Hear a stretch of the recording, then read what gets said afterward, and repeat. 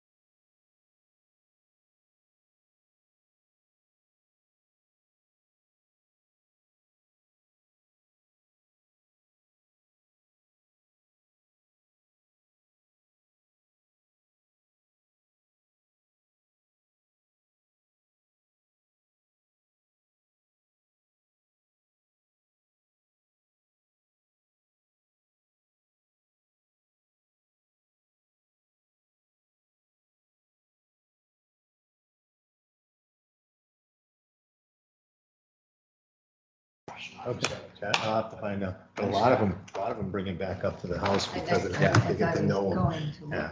My recycling job, I shovels the driveway for this lady.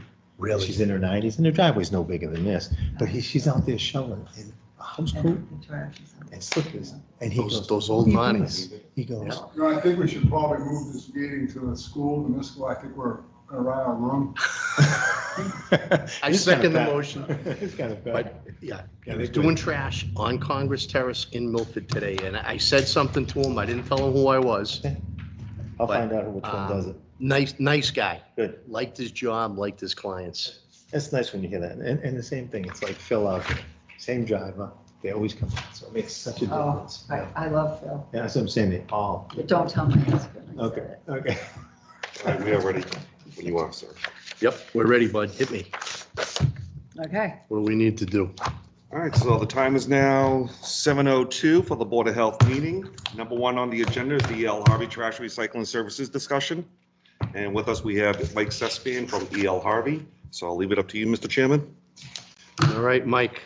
Why don't you give us what you have to present to us first, and then I know I have maybe a few questions. Tom might have a few questions. Joyce, we'll make sure we give you a turn also. okay then. All right, so we're in the last year of our 5-year contract. So we're looking to extend for another 5 years with the contract. And we did give a bunch of different offers to the town, whether it was stay with the current service or cot-based service. So the first offer was for $500,000 with your choice as high as cots. We had a conversation and we thought that was high. So what we did was I went back with BJ, had a conversation with BJ, and we knocked it down. And basically, you're getting 65-gallon cots at no charge to the town. So we would maintain, deliver, remove, and repair for the life of the contract. Okay, I have one question before we go further. You said 65 gallon? For both, the trash and For recycling. both. And that's Okay. why, when we talked about negotiating a price, it was a little higher. The only way I could get it down was, I could do it with the 65s. If I go with the 95s, I've got to then order them.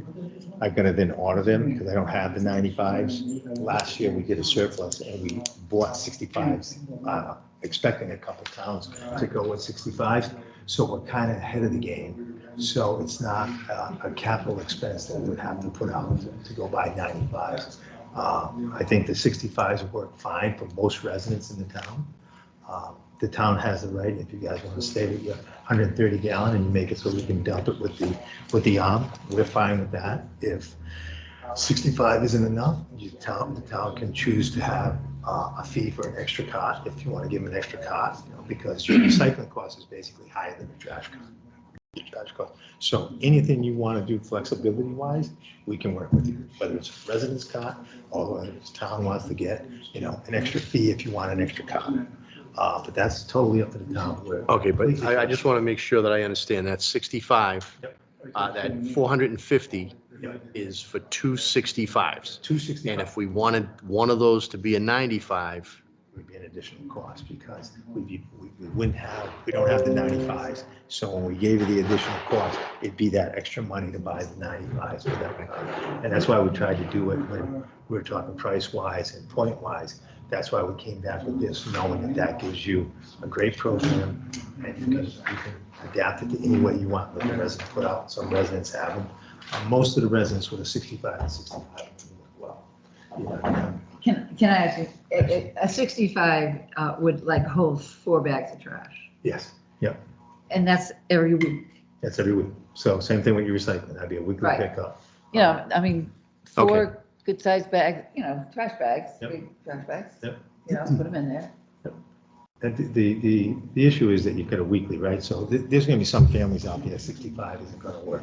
The Right. current service is 130 gallons, right? I'm So- one of them. And you're absolutely right. So on those cases, you can say, as long as it's in a bin, that, we can pick up, or you can say, you're gonna need to buy for an extra charge per year, we'll give you another 65. okay, so we could supply as residents Yeah. our own toter Without a doubt. to accommodate what that 65 that But you're we're not providing. will- supplying it, they're paying Right. for They're paying it, for they're it. gonna pay for it. Pay for it, And- but and- you But have- we're not, Nope. you're not. Right, but if the resident has one, you can use it. Correct. Then Absolutely. you're good. Okay. but if they have to have a total that will. Yeah, they that will at least work. have to have one of our toters, so we know Yeah. they're a customer based on, Right. it's an opt-in or opt-out program. So that's all we're asking, as long as they're part of the program. Yeah. You guys set the limit. We're just here to service and we want to get it automated. So, and the reason we're looking to go automated is it's getting harder and harder to find people to do the job. And it's a manual job. Some of those bins, they can put out anything they want for a recycling bin. When that's full of water, they're way over the limit. And we're asking somebody to dump it chest high. Once we automate it, it relieves a lot of the worker comp claims. We're not getting out of the truck. For the average person, the 65 is going to work. And the ones that don't, it's very easy. As long as they put it in a cart that we can dump with the arm, we have no problem picking those So up. does that put me below average or above average? So I'm just teasing. if you're talking, so the average, if you look around, right, most of the towns are a 65 gallon trash. Hopkinton's a 65 gallon trash weekly Yep. with a 95 gallon every other week because they have it every other week. Yep. This town fits the criteria, so we only need to put 1 truck in the town 5 days a week. We're Right. not running 2 trucks or doing it every other week where we get the extra carbon footprint. So it works out real well that if we do 65, no more separating, everything goes in the bin. Yep. Just don't put anything in plastic bags. And, certain things need to be kept out because, but 65 works very well for, unless it's a move-in, like if somebody moves in or does something like that where you get 1 million boxes, that's kind of a little different. But for the most part, it works fine. Now, with regard to the receptacle that the homeowner could use Yep. as a secondary trash barrel, if Mhm. needed, right? It would have to be of a certain type. I'm assuming it couldn't just be anything. No, he said that they need to buy one of their things and then they pay for it. Oh, so you it's could not do- it's not an option for a homeowner to use their own along No. with E.L. Harvey. No, I mean, you could do both. You could either let the homeowner do it, or you could, as a board, suggest that you want them to buy an extra bin from us, but if they have a bin, like I know a lot of people already have the bins in town, if they have a bin in town that works with our trucks, and a lot of them have bought them, it gives them the opportunity to just use those, which we're fine with. Now, you're using the term bin, so just not, just so people aren't confused. I think of a bin as that low-profile Okay. recycle thing. No, that's But not. we're actually talking toters. Yeah, Right. toters, exactly. So as long as So- they've got a toter, we are good to pick it up for the. So a homeowner could have at least one E.L. Harvey toter for trash. Yep. And then could augment that with one other toter of their own if they needed to. Correct. Right? Does that secondary toter have to be of a certain type or size, or? Just most of them that are total driven with the rear wheels, they're designed, it's usually a heavy duty, lids are attached, they flip up. It's much different than the barrels that you can buy, like the cheap barrel. If you buy a cheap barrel and we try to dump it, they just crush when we try to do it. So that's why we're looking to use a toter style cot is what would be best for the cots. So you're it's looking for a recyclable. hard plastic, basically type of a toter versus, I know a lot of folks have the softer, rounder, smaller barrels. Yep. And I can imagine they probably don't hold up as well with the arm. Yep. And we'd end up, I'm sure, with folks saying, hey, you've just broke my barrel. Yep, you broke them, I bring them out, one of my older used 65-gallon cot barrels, so it works well for Yep. them. So, Yep. but and that's why I said the program's really designed to relieve the pickup piece for us. So all the drivers are just getting hotter and hotter. It's so hard to Well, get a it's, and driver. it's safer. I Yes. mean, it's much safer. You see all this stuff. I mean, people are so intolerant. I mean, Oh, yeah. it's I like- still can't believe that driver does the whole town by himself in a week. Yeah, 5 days a week, and that's, And what about holidays? Does he just work later? so and holidays are the hottest part for us, right? So we love to just manage the 6 holidays. So just the ones like, all the drivers only get paid for 6 major holidays. Some towns are looking at 11 to 13 holidays. So what happens is they have to take that day off and then we work that Saturday. So we never catch up. So we never have never have the opportunity to play catch up through the week. So it's always a 5-day week, whether it's a Does it save time snowstorm. With the bins, do you think it'll save him a little bit of time? I think the bins will save time, but it'll also just really relieve our risk on, and you're seeing in more and more bids, everybody's looking to go for cots. Yeah, I like the idea of bins, but I don't, my driveway's almost a half mile long. Right. I've got to figure out a way to get them out there. Well, they have wheels. I Well, know, but that's still a half a mile. so most people with a long driveway like that, leave them at the end of the driveway because they won't get blown over, the animals can't get into. That looks trashy. I just No saying, offense, you know. yeah, that's the No thing. pun intended. So my next door neighbor's got a 350-foot driveway. He's very handicapped, so he's got one of those little scooters. So he actually developed a little clip that he puts it on the back and he puts it over his chair and he drives it down to the bottom and he puts it on. So he's 85 years old. If I'm home and I see him, I'll bring him up for him, but he'll take his little scooter down the driveway. But that's the difference. Everybody says, oh, they're tough. It balances you. So if you're walking, but to your point, if you've got a half-mile driveway, a lot of Especially in people, the winter time, it Yep. would be tough. and But you I see, could like rig up a thing for the gator or something. Yeah. oh yeah, if you get the gator, then yeah, you'd be way ahead of the game and you You could. just can't lift it. They're too Yeah, heavy when they. exactly. But they'll roll right down. And a lot of people just put them at the end, like they'll put a couple bushes or a little shed down there and they just put them in there. And now every day you just bring down one bag or you bring down your little bin. You dump your bin in the thing and then that's all you're moving back and forth, which becomes a lot easier on such a long driveway as yourself. Yeah, can I just throw the trash bags in the bin? Yep, trash bag, as long as the recycling is loose, that's what we're asking. But we always ask for the trash to be in bags. So that way there, when we dump it, if it's a windy day, it doesn't blow all over the Yeah, place. no, no, Yeah, that's- it doesn't blow all over the But place. the recycling is one bin. I heard him talking to these guys. Correct. Yep, same size as the trash bin, so it's gonna be a 65-gallon bin. I apologize, I could have brought some, so we could have showed them tonight too, to see the exact size, but I can get some. Are those ones behind the town hall? Those are 95s.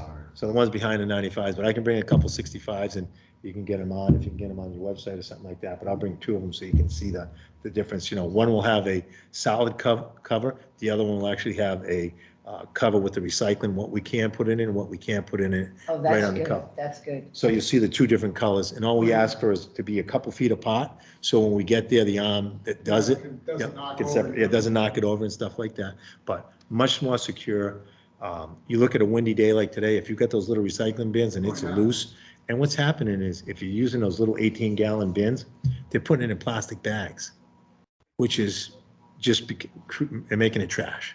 Because once it's in a plastic bag, when it goes through our sorting line, it goes in as a residual because the machines can't tell what's in that bag. So it just gets pushed right into residual. So we're losing all that recycling that everybody's taking the time to separate just because they put it in a plastic bag. We used you guys a lot when we built up the digital equipment in Marlboro area. Okay, yeah, And you guys would take a dumpster load, dump it on the floor in the warehouse and go through it. Yep. And metal dumpsters and a Yep. great company. Yep. Yeah, we do. We've got our own shred, so we do shred trucks too. So we come in for confidential shredding events for towns and stuff like that, and businesses as well. We do all our electronics. We sit on 100 acres, so we've got a very large facility. Yeah, so we can cover basically everything we need. So, question about the sticker aspect of our program. Okay. So, as I understand it, then all trash, even though you talked about it being in bags, not being loose, my understanding is that the bags themselves have to be inside a toter. Yes, please. So there's no more Sitting out. of somebody just putting out a stickered bag by Shouldn't be. itself. Yeah, shouldn't be. So what will that mean from the driver's perspective? So how will they know if somebody puts out, a couple of barrels or a third barrel, let's say they got 265s, Yep. right? Which typically equals the amount of allowed Trash, yeah. trash that we have now, Yep. assuming we keep that the same. Yep. If somebody puts out that third receptacle, Yep. of course, those bags would have to be stickered. Yep. Is Phil going to get out and check the third Yes. barrel? Yeah. He will. Yeah, oh, yeah, because it's not like we don't get out, right? So there's going to be times we're going to want to move them. There's going to be things we're going to do. So it's not like he's trapped in the truck, but it'll be limited. Like graduations, we'll probably do that. Someone holds a wedding at their house, they're going to have extra trash. So we're going to see that. Even if they put it out and it's in the bags, because they only got, let's say they only have 265 gallons Yep. and they have a huge graduation party. Now they put out an extra 7 or 8 bags. We're going to see them tagged. We're going to get out and pick up all those bags, throw them in the cart, use the carts to dump them. So now we're not dumping them the other way. But that's exactly what we're going to do.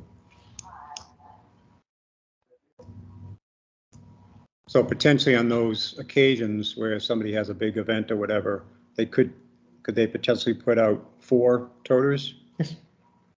Right? Yep. Of course, anything beyond the allowed portion that we currently allow, Phil will look and just make sure that all those bags and those extra toters are stickered. Absolutely. Okay. And that's an easy one for us to do. Yep.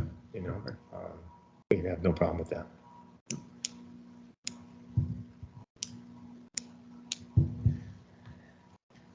Is there gonna be a cost for those stickers, the extra stickers, or? And that's up to the town on what the town wishes to charge for the stickers. Yeah, currently we're at $2 per sticker is the current price. Whether or not that stays in place, we're having discussions that could possibly increase. But, it's been $2 for quite a while. Yeah, we usually never have more than 2 or 3 anyways, bags. Right. Mostly 1 usually. Now, and they'll fit in that 65-gallon cot very easy. And once you get it, you're gonna love it. I mean, don't get me wrong, on a day like this today with these kind of winds, they still get blown around, but for the most part, once that lid's closed and you got the opening facing towards the road, except for, days like this, they don't move, they don't blow around. Even once they dump, they don't tend to move a lot.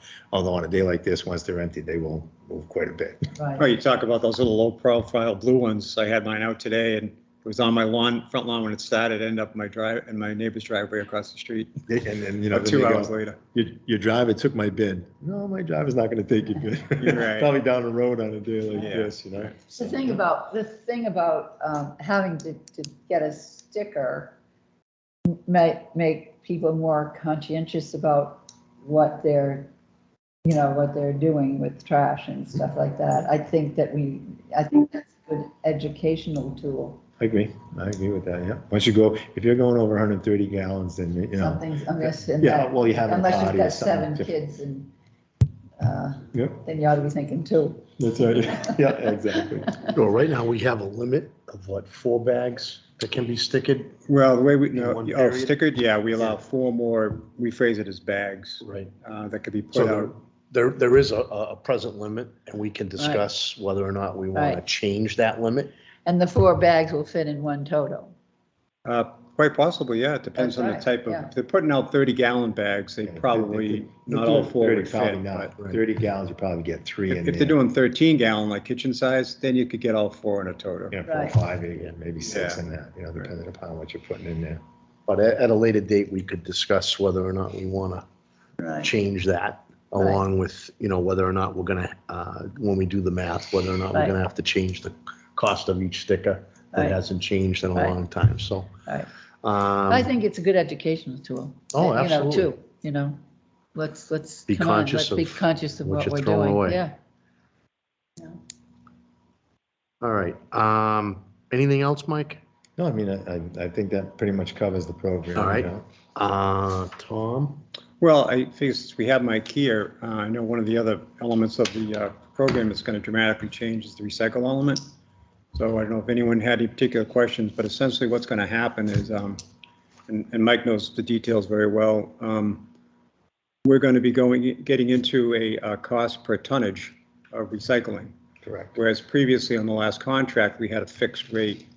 So the contract that we signed initially 5 years ago was a wonderful, wonderful contract. We had a great situation, and unfortunately, it just so happens that over the last 5 years, the industry went, unfortunately, in a So, bad direction, right.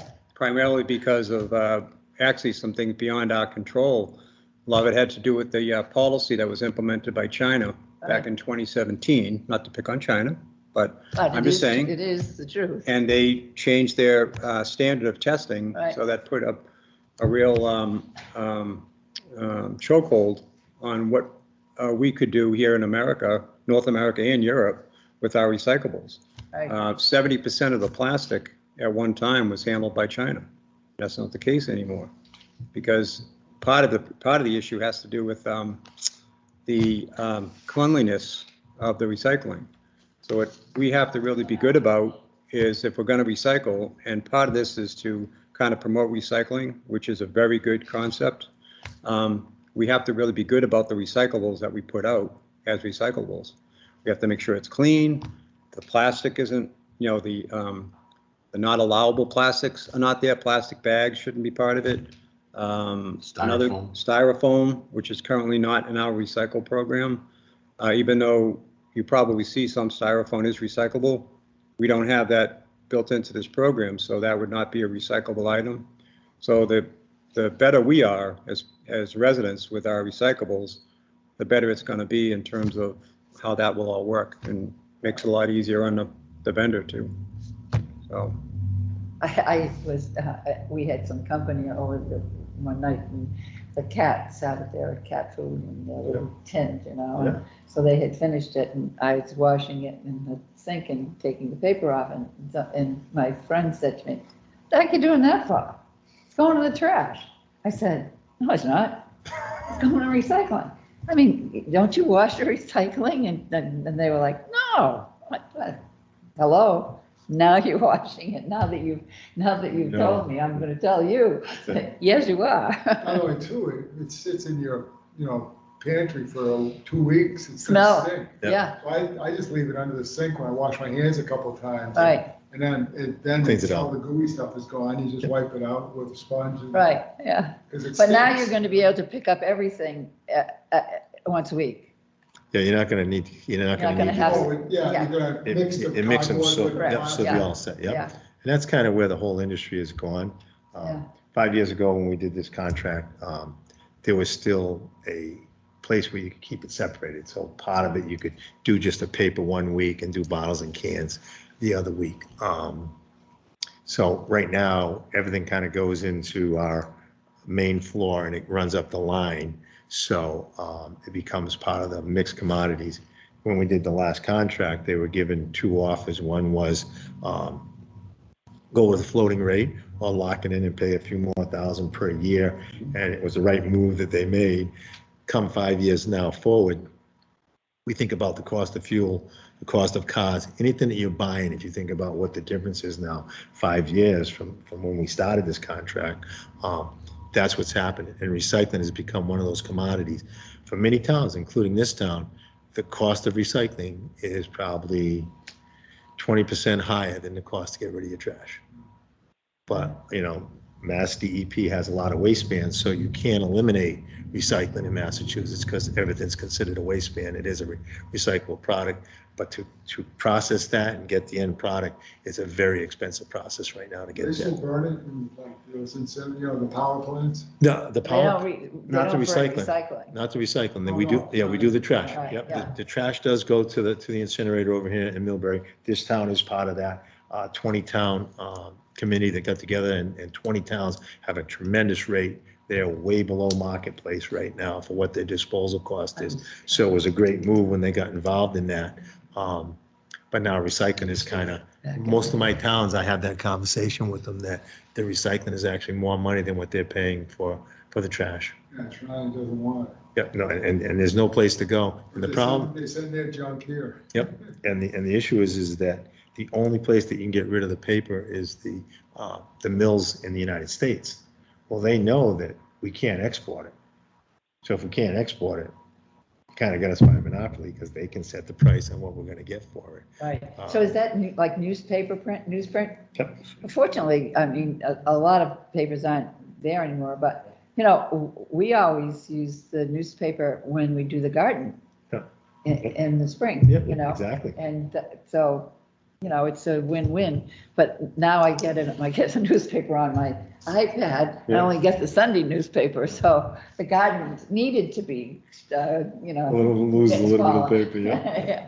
Yeah. But yeah, like you said, there's just no market right now. Right, yeah. 3 months ago, old newsprints, which is basically what we pick up, a combination of, yellow paper, white paper, newspaper, flyers from your supermarket, Right. whatever kind of paper you get, that was considered old newsprint. 3-4 months ago, well, probably more like 6 months ago, that had a credit to it. Fast forward now, it's now a charge.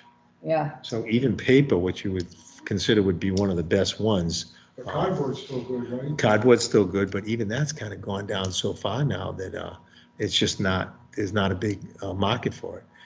Some of your plastics are very high, but if you think about milk jugs are probably one of the best ones, milk jugs and water bottles, but how many milk jugs are in that toter every week? 1? Maybe 2? So Yeah. when you think about that as a percentage of what you're getting out of your piece, that one of the most expensive pieces to process out of recycling is glass. It is the hardest spot to recycle. that's amazing to It's me. the hardest part. Well, the problem is that everybody thinks every piece of glass is recyclables. Right, So to get glass to where a glass company will take it, there's none left in Massachusetts. Used to be Foster Forbes in Milford, you could bring it down. Right. Everything was separated. Back in the day when that was going on, we had curb service, so green glass went here, white glass went there, brown glass. Now everything mixes in. If there's a piece of Corningware in there, that glass is no good. Good night. If somebody throws a pane and window out. So everybody thinks that anything that's a glass piece goes in that. So it basically becomes a very hard commodity to get In rid my of. old town, Norfolk, they had like 10 or 12 dumpsters. Yeah. With all different types of plastic, 1, 2, I mean, it's so small, half the times you can't read the Yep, thing, yep. All right, I'll make one more comment. Back when Mike was talking about our contract 5 years ago, we had the option to pay $13,000 a year additional fixed rate to cover our recycling, which turned out to be a good deal. Yes. Now, for the present tonnage, at $110 a ton to get rid of for our recycling, it's now become a $50,000 expense to recycle. So just sign of the times. So that's a shared commodity. So as commodities go up and commodities go down, it'll fluctuate. So last year, I want to say March, we were issuing a $21 a ton credit for recycling. That has gone away. This is probably, as fuel and oil prices come down, commodities become less. When fuel's up, your commodities are worth more. It's just kind of how it fluctuates and follows. So right now, this is probably the worst market we've seen Right. for recycling, for either moving them or selling them or what we're getting for rebates. What's the present cost per ton if we were paying by the ton with E.L. Harvey for recycling? What is it right now? I'd say it'd be about $100 with your 110 processing fee, eliminating what we get for a rebate. So it'd probably be around $100, which when you look at your trash costs, mid Right. 70s. 80, 77? 81, Jack? per ton? Yeah. So mid 70s. So you look at the difference, you know, when we started recycling, it was to save the environment and Right. help everything. When you think about when we did this, for the longest time, it was just one truck running down the road, just a trash truck. Now we've added another vehicle. In this case, we don't, but a lot of communities, we put another truck on the road at $500,000 per truck. We use up all that diesel fuel and we get all that labor expense. And now we can't get rid of the recycling. But it's, you know, as long as it's a waste bin, we can't touch it and we can't do too much No. with that. So. Jack, do you have anything? I do not know, sir. All right. Does anybody in the audience have any questions or comments? You have one. How much will will the new bill be, you think? We're probably right about the $400 mark Per year? per year for a subscriber. Standard. Yeah, not a senior rate. Senior rate is half of that. I have it somewhere. Okay. But you wouldn't qualify. I want to bring up the question about what Mike is here for. Mike Moroli. Oh, sure. So do you have anything else? Just to, just from the guy, we were talking about that tonnage and commodities, Mike. Yep. How will that get presented to us from an invoicing perspective? Will it be like what Wheelabrator does for us on a monthly basis, or is it Very quarterly? similar. Or So what will happen is you'll get a spreadsheet with, you know, town amended, what the current rate is for that month. It'll be by month. That sheet will get mailed in with the invoice. And at that point in time, you'll see what your cost is per month. per month? Okay. And it's month to month. Yeah, okay. So if commodities do a big turnaround and everything goes great, Yeah. you're getting paid for it again. Right. And that's why we do it as a shared, so that the processing is what we need to do to cover what the plant runs, the Yeah. amount of residual. I took the town of Hopkinton green team, like sustainability team for recycling, and the woman came through the plant and they were amazed at the amount of trash that gets thrown away in the recycling. Right. And then how clean the product came out at the end and how many people we had running that plant and what we were doing to get the end product out. But it was very eye-opening. They were talking about how they cleaned out all the peanut butter jars and mayonnaise jars. And as we're standing there, I point down and there's a full peanut butter jar. There's a full jar of, you know, just completely coated. I go, that was recycling. In reality, if you're not going to wash it out, Right. throw it away in the trash because we Right. haven't done it right. You know? Right. But that's the issue. People That's just. so annoying to me, though. How can you relay it to the townspeople to do that? We're Well, working on it. We're going to have to, once this starts, we're going to have good publicity. We're going to send Tom around with a board on his back, and have him walk through each neighborhood.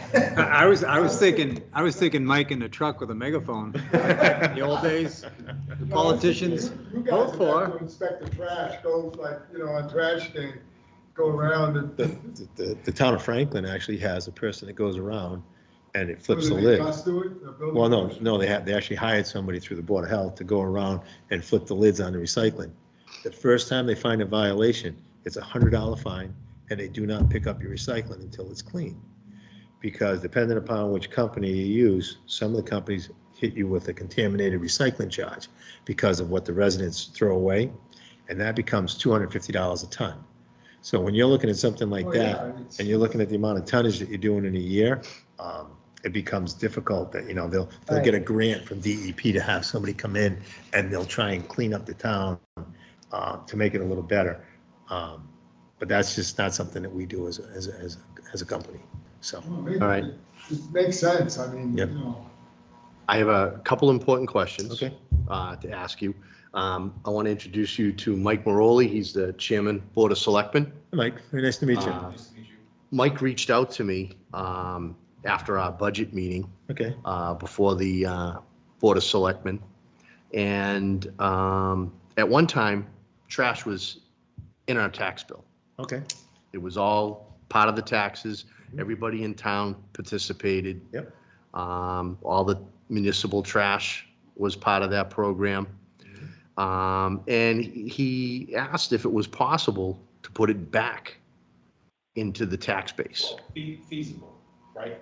Right. It would be feasible. Right now, we obviously have a separate trash bill, people pay twice a year. Correct. And there's, David for seniors, Right. and we don't have, it also gave people an option not to use the contract the town contracted, but use Okay. their own hauler. Okay. Right? So understanding, I think it's about 80-20, about Mhm. 20%. Yes. Don't use the town hauler. Mhm. And, one of the questions was, would it make sense to build it into the tax bill again? And then, give everybody the option, now that they're paying for it, have 100% participation or have 100% pay for it.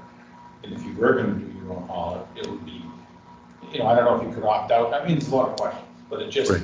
when we were talking about the cost of the budget meeting, Correct. and then the significant increase in the contract. Program, yeah. 5 years ago, did it make sense?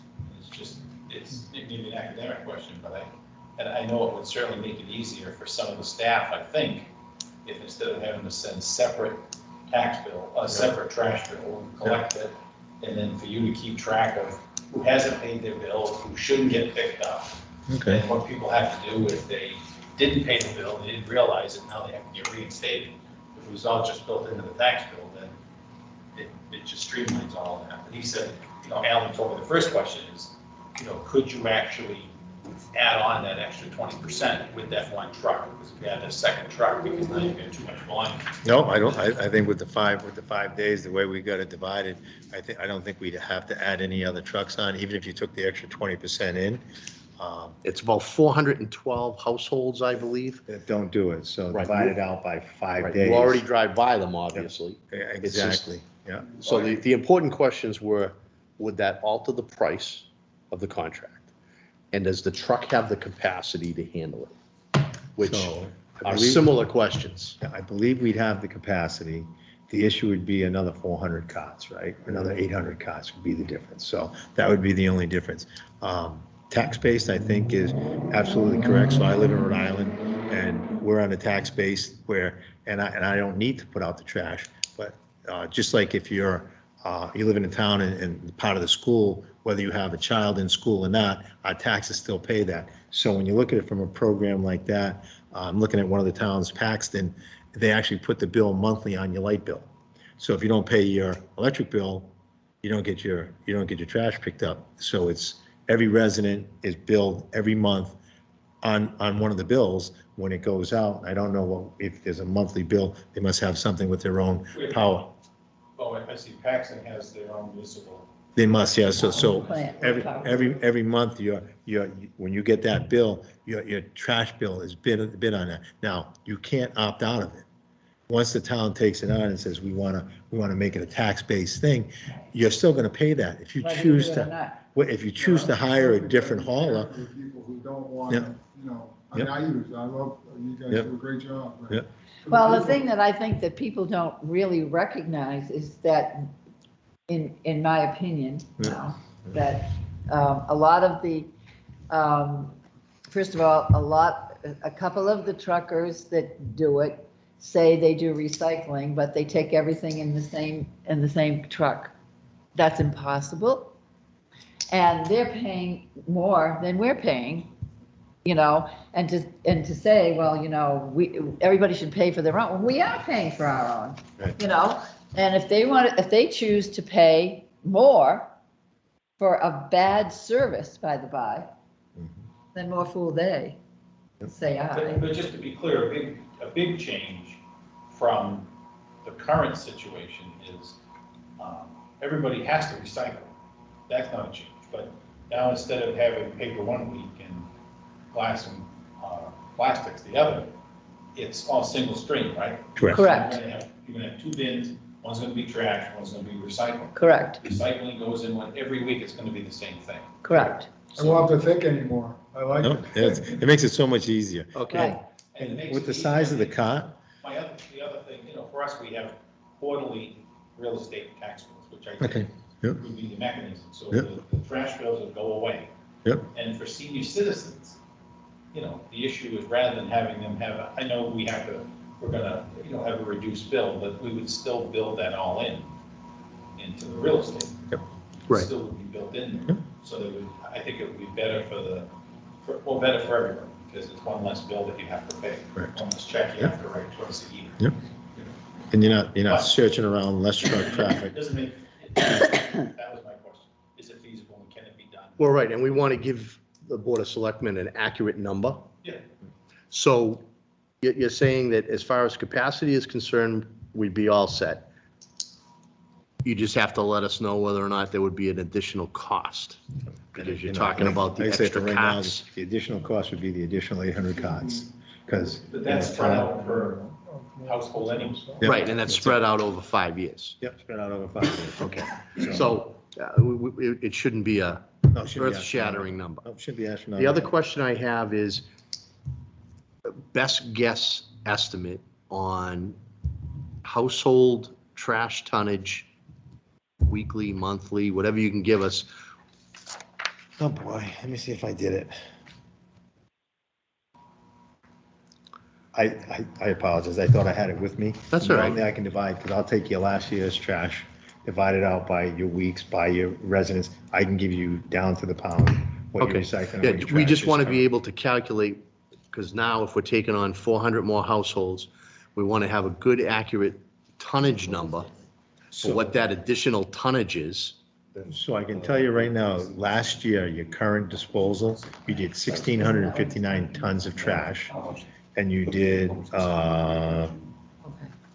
455 tons of recycling. So those are from last year's numbers. I never broke it down by the 1,875 residents we had, but I can do that pretty quick for you when I get back in the office. Okay, Shoot so it that off we the can, chat. we can run that number. Yep. So that we can have a new total Mhm. that we can present to the Board of Selectmen as what that Yep.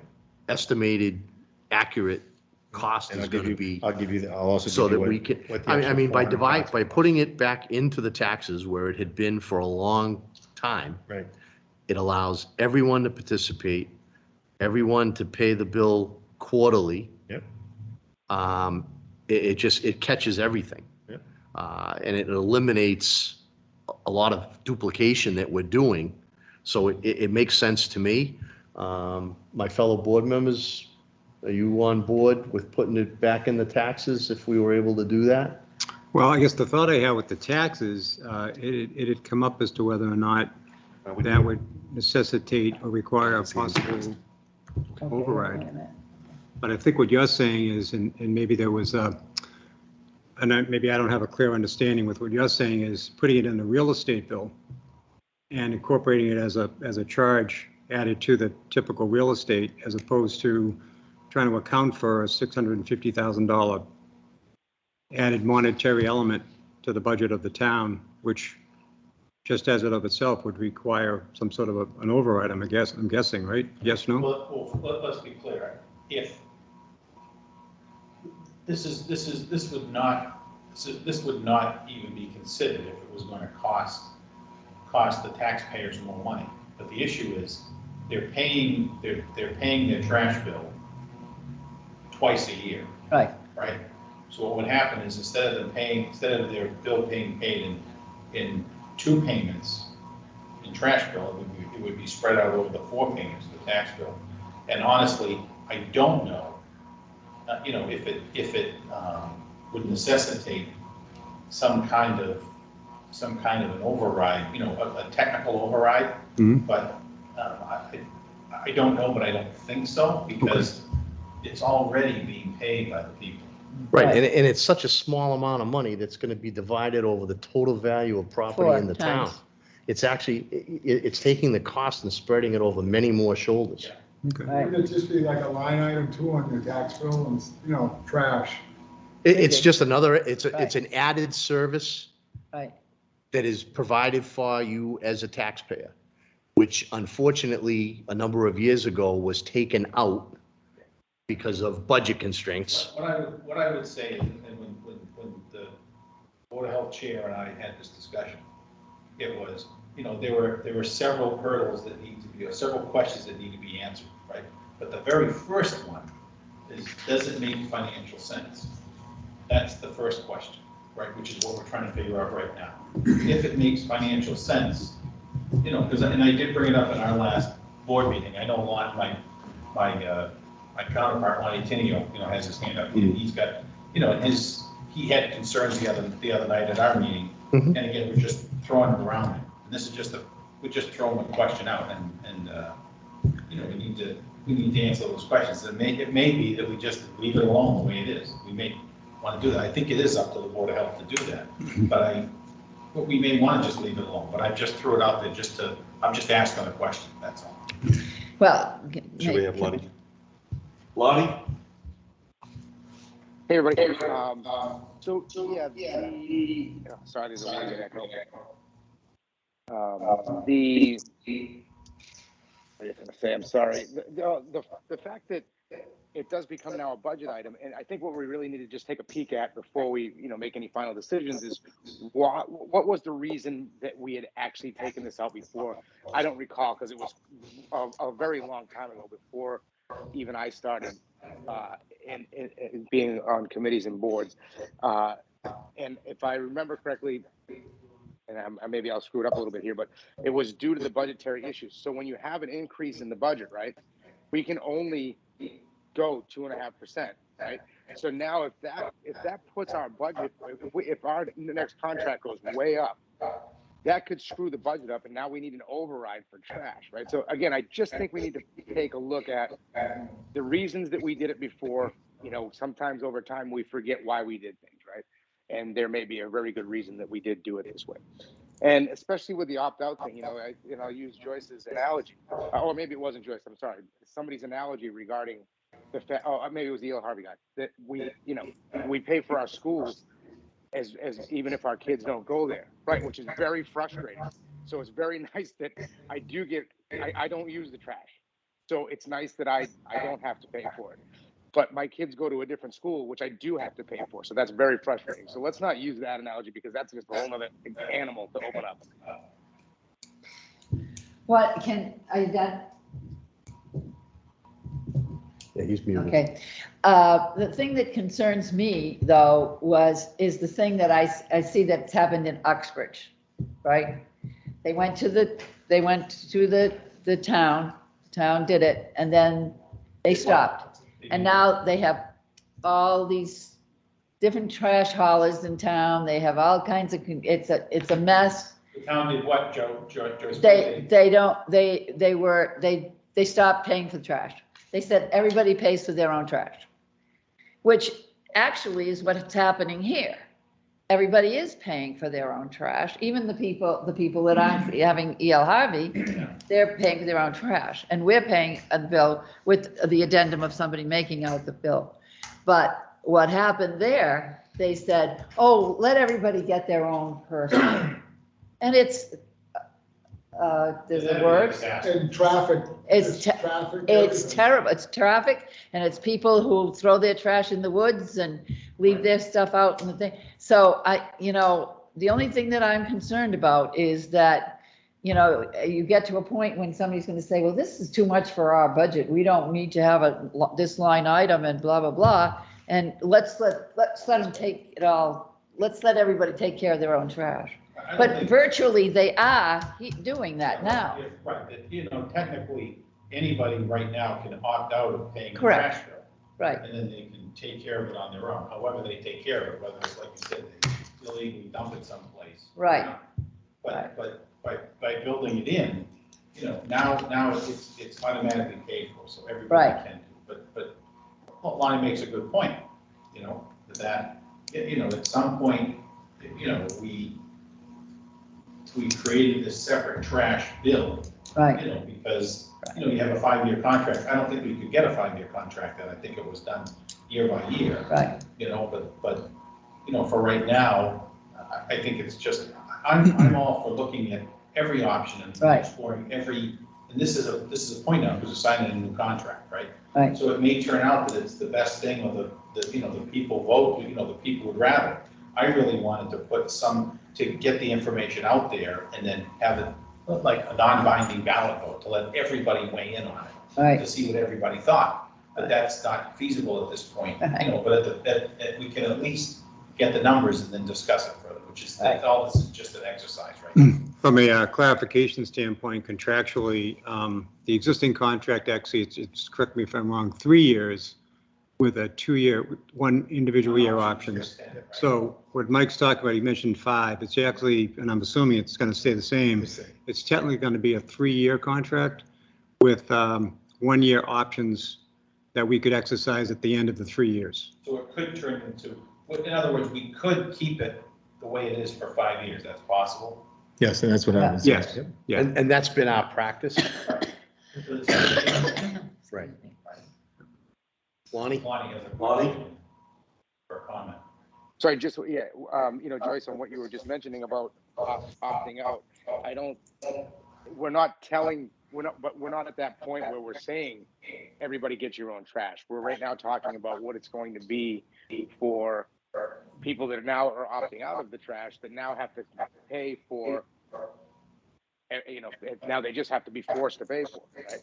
So that's one thing. And if we're talking about a concern about the bill, I'm sure that there's another way we could bill this on our tax bill as a line item to get them there so that they're conveniently paid with the tax bill. I'm sure that there's a way technology-wise these days that we can make that happen.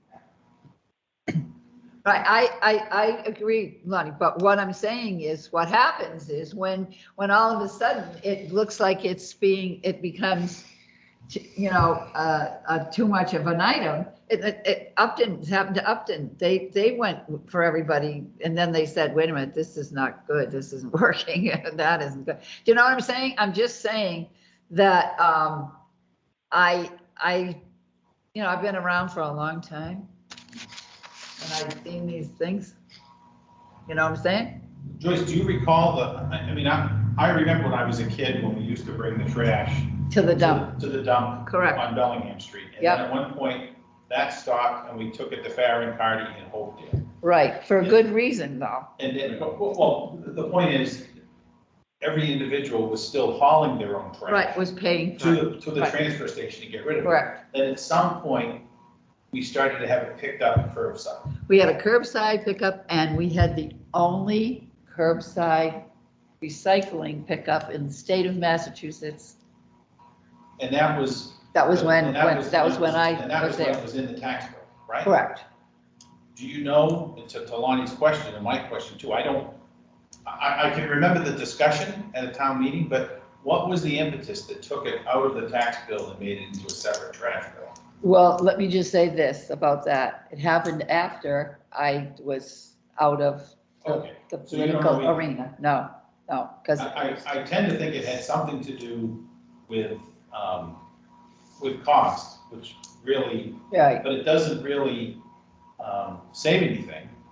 As a matter of fact, it sounds like this program might save the town money because you realize some economies of scale, you right. know, by picking up, you know, 20% more of the people's trash and spreading out the bill, a fixed cost, really. It's such a small number over the total assessment of all the property in town. Well, it makes, sure, but even further, if we're saying that we're gonna keep having the same truck, you know, with this, you know, one truck 5 days a week, that now is gonna pick up 20% more trash, even if you have more tonnage, you're still only putting that one truck over the road those 5 days. So instead of the cost of that truck, the diesel fuel, the insurance, the upkeep, everything of that truck, instead of spreading it out over a certain amount of People.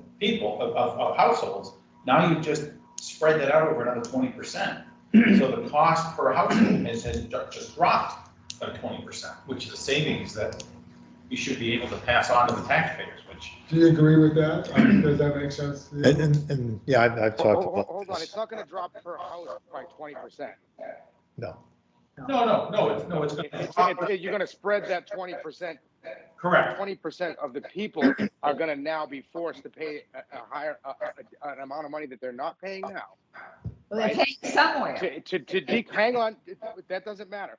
They're gonna be forced into this program to pay, the 20% of the people are gonna be forced in the program to reduce the bill by how much? Like, we need to see the numbers here. This Yeah, we need to see should be a numbers thing. You're right. It's all about the numbers, absolutely. Any other questions or comments? May I speak? Yes, sir. Okay. First of all, I live in Millville, and up to just a few years ago, the town paid the trash. It was included in your taxes. Well, they stopped doing that. So now we got 5 private companies like us, like Joyce said about Uxbridge. These little back roads in Millville, two or three trucks passing each other. There's 9 houses on my street. I got 5 different carriers coming 5 different days. I mean, it's crazy. Exactly. It doesn't make sense. Talk about, everybody's costing more for fuel because all these trucks are running around. And just add another thing, you're talking about right now, correct me if I'm wrong, but the people who are using the trash are billed, right? The households. Right. But somebody who owns 50 acres of backland is not paying for the trash, are they? But if it's in the tax rate, then that's some of the costs that the households have now will be apportioned to backland, broadland, all that other stuff, all the other properties besides, would it not? It would be, I'm not on the finance committee, Okay. okay? However, my understanding is if it's in the tax bill, if it's a service that the town provides to the taxpayers, that it's spread over the total value of all the property in town. It's my understanding that the total value, assessed value of all property in town crossed a few years ago now over $1 billion in value. So this number, which is under $1 million, $700,000, maybe $750, see where we end up, that cost is being spread over $1 billion plus value of property. That's my understanding. I'm not on the finance committee though. Right, well, what is the, and again, I know we have to do the numbers. And what do we know what the yearly cost is right now with this new contract, what's projected? How much per year that the town's people have to pay? Well, we don't know 100%. Right.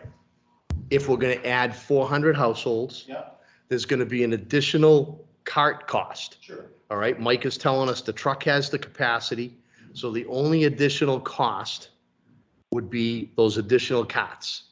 What we have to calculate is what that additional tonnage is. Right.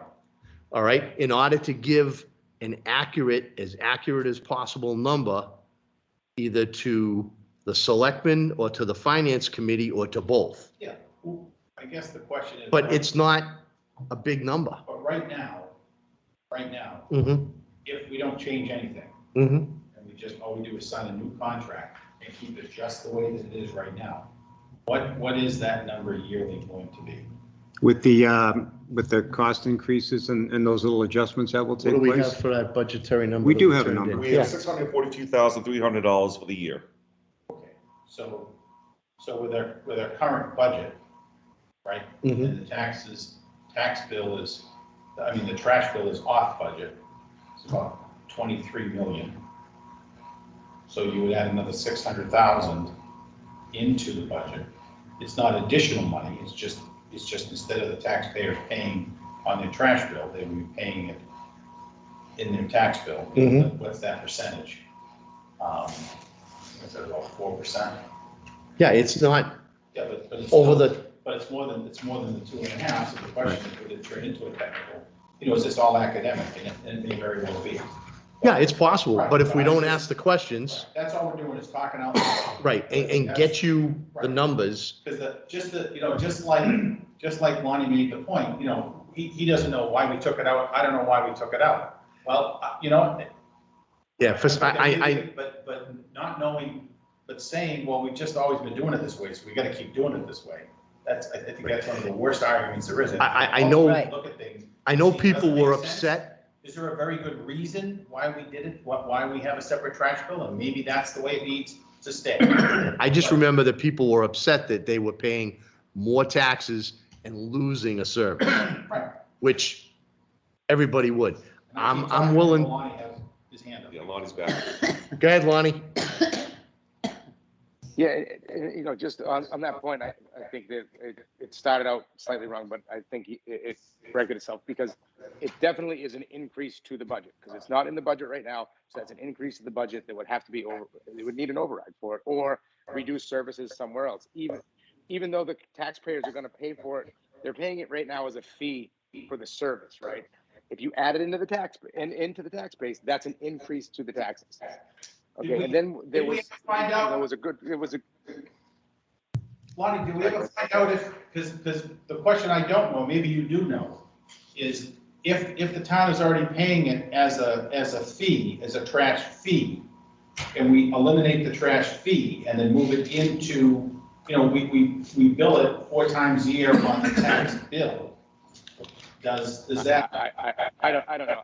Okay, so we don't know. We don't know if it is or not. So, Because I mean, another point is for a way but I to mean, if you're gonna, add it on to the tax bill 4 times a year instead of, because that's another thing, instead of making everybody do it, maybe we just could get our, you know, the company that does it, just instead of sending out a separate tax bill twice a year, a trash bill twice a year, you know, maybe that's something I don't know. I'm just speaking out loud. I don't mean to get to the point and strengthen. We just want to give you an accurate. Go ahead, Lonnie. sorry, just a point to the gentleman from Millville, like he was saying though, you know, he's pointing out that people that have backland or may have additional land in town.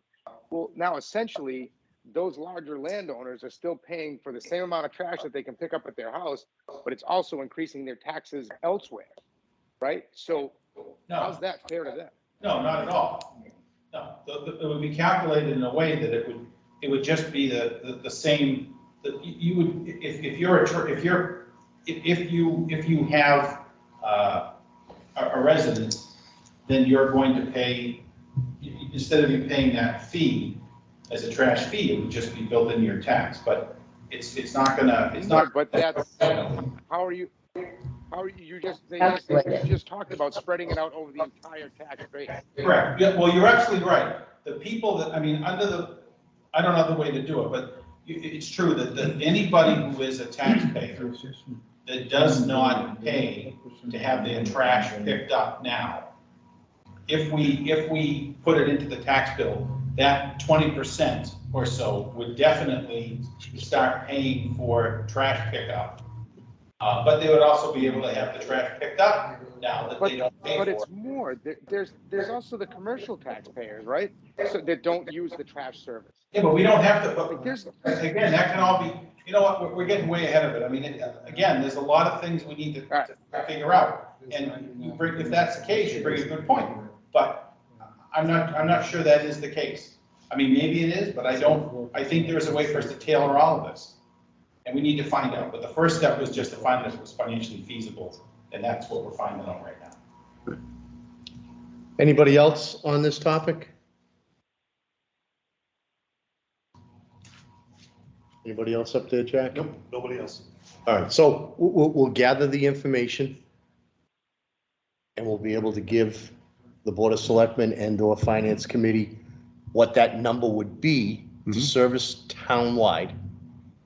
And we'll see where it goes. All right. So you're gonna give us that extra information, the cost of the carts Additional numbers for the carts, and disposal. the tonnage, I'll give you the tonnage based on what. based on a each resident household, does. right, so we can By that, calculate so you can that. Figure it out. All right. I just did quick math but I don't like to. No, I got Excel, I don't like to do anything until I'm sure. Yeah, I do quick math, but I always like to back it up before I make a statement, so, but I can give you the difference in the numbers. But to Lonnie's point, the reason Millville went to subscription was because of an override for 2.5. They couldn't do the override.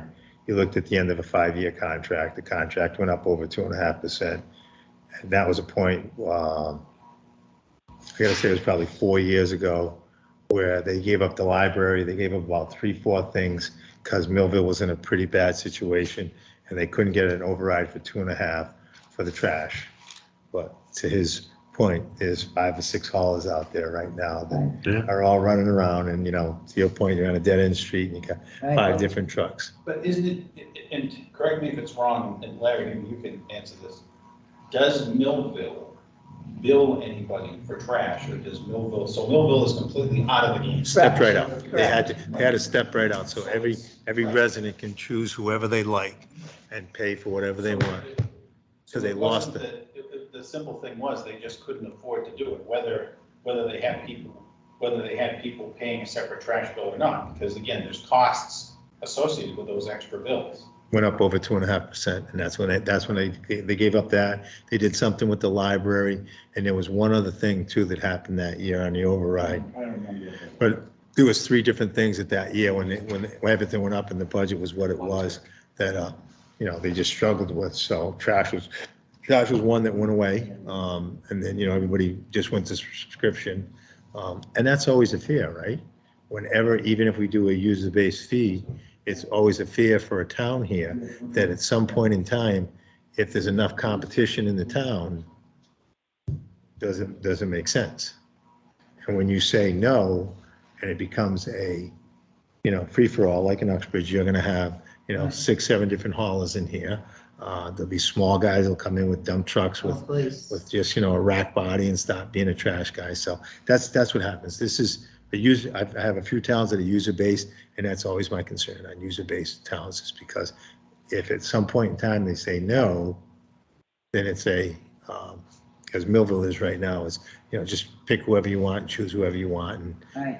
Anyone that comes in can start a trash business. And one thing I'd like to emphasize is that we've had very, very good service with E.L. Harvey.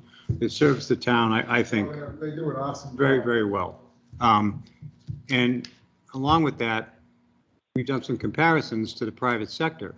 And what we're finding is that individuals who may be going out on their own and not participating in this program, They're paying more. they're paying more. Right. So even though, That's amazing. even though we're looking, Always, buys better prices, even though we're looking at what is a substantial cost increase, I believe that the value is still there in comparison to an individual going out and obtaining, No question about it. so, yeah. Anything else? Oh, you took us again down, so. All right. So, Mike, thank you very much. I'll get If this you- information, yeah. give me a couple days, and I'll get the information for you, and then, Right, just so that we can explore that opportunity, Yep. if it is an opportunity. Very good. So we're gonna, Can I just? ask Yes, one ma'am. question? In general? Yeah. Is it more town paid or user paid? In general, so most of my towns are tax-based. right? So most of the ones that, have it, they're in the tax base. So you still pay it whether you use the service or you don't use the service. Holliston, it's in the tax base, and because the trash cart's only a 35-gallon cart, and there's so many big households out there, they actually end up paying for that service, use that service, then have to get another service because you can't get, Enough trash. enough trash in it. So 35. it's just too small of a bin for it. But for the most part, most of them are tax-based. There's 3 of them I have that are user fee-based, and every time the end of a contract comes up, I always get nervous because you never know. Right. At some point in time, as long as we can keep it below what the subscription people are doing for like the private sector, then usually we're able to present it to. But on a tax base, if it goes over 2.5, then sometimes that's usually the end of it. Right. And I would like to end it on the note that a plug for Phil. He's a hell of a guy. He's a great driver. So let him know that the services are well I'm very appreciated. impressed. He's a really, I had a lot of drivers work for me over the years, and he's on the ball. Yeah, he does a great job. Does a great job for us. So, all right, well. all right, thank you very Mike, we'll much let for you bringing us go. in. Thank Thank you. you, sir. Much appreciated. And unless somebody has an objection, I'd like to move on to the second item on the agenda. The Rooster Regulations Draft Number 3 Review. Well, number 3 already.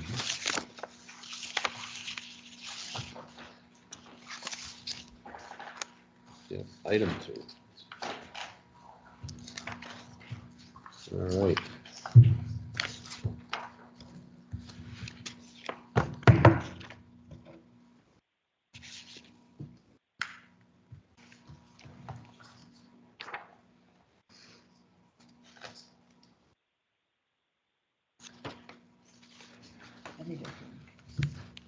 So has everybody had an opportunity to review this version of the draft? Yes, I'm getting a drink. I need a Yes, drink. ma'am, go right ahead. Any comments, additions, subtractions? Well, See the emails that have come in? Yes, I did review them on my, my little iPad there.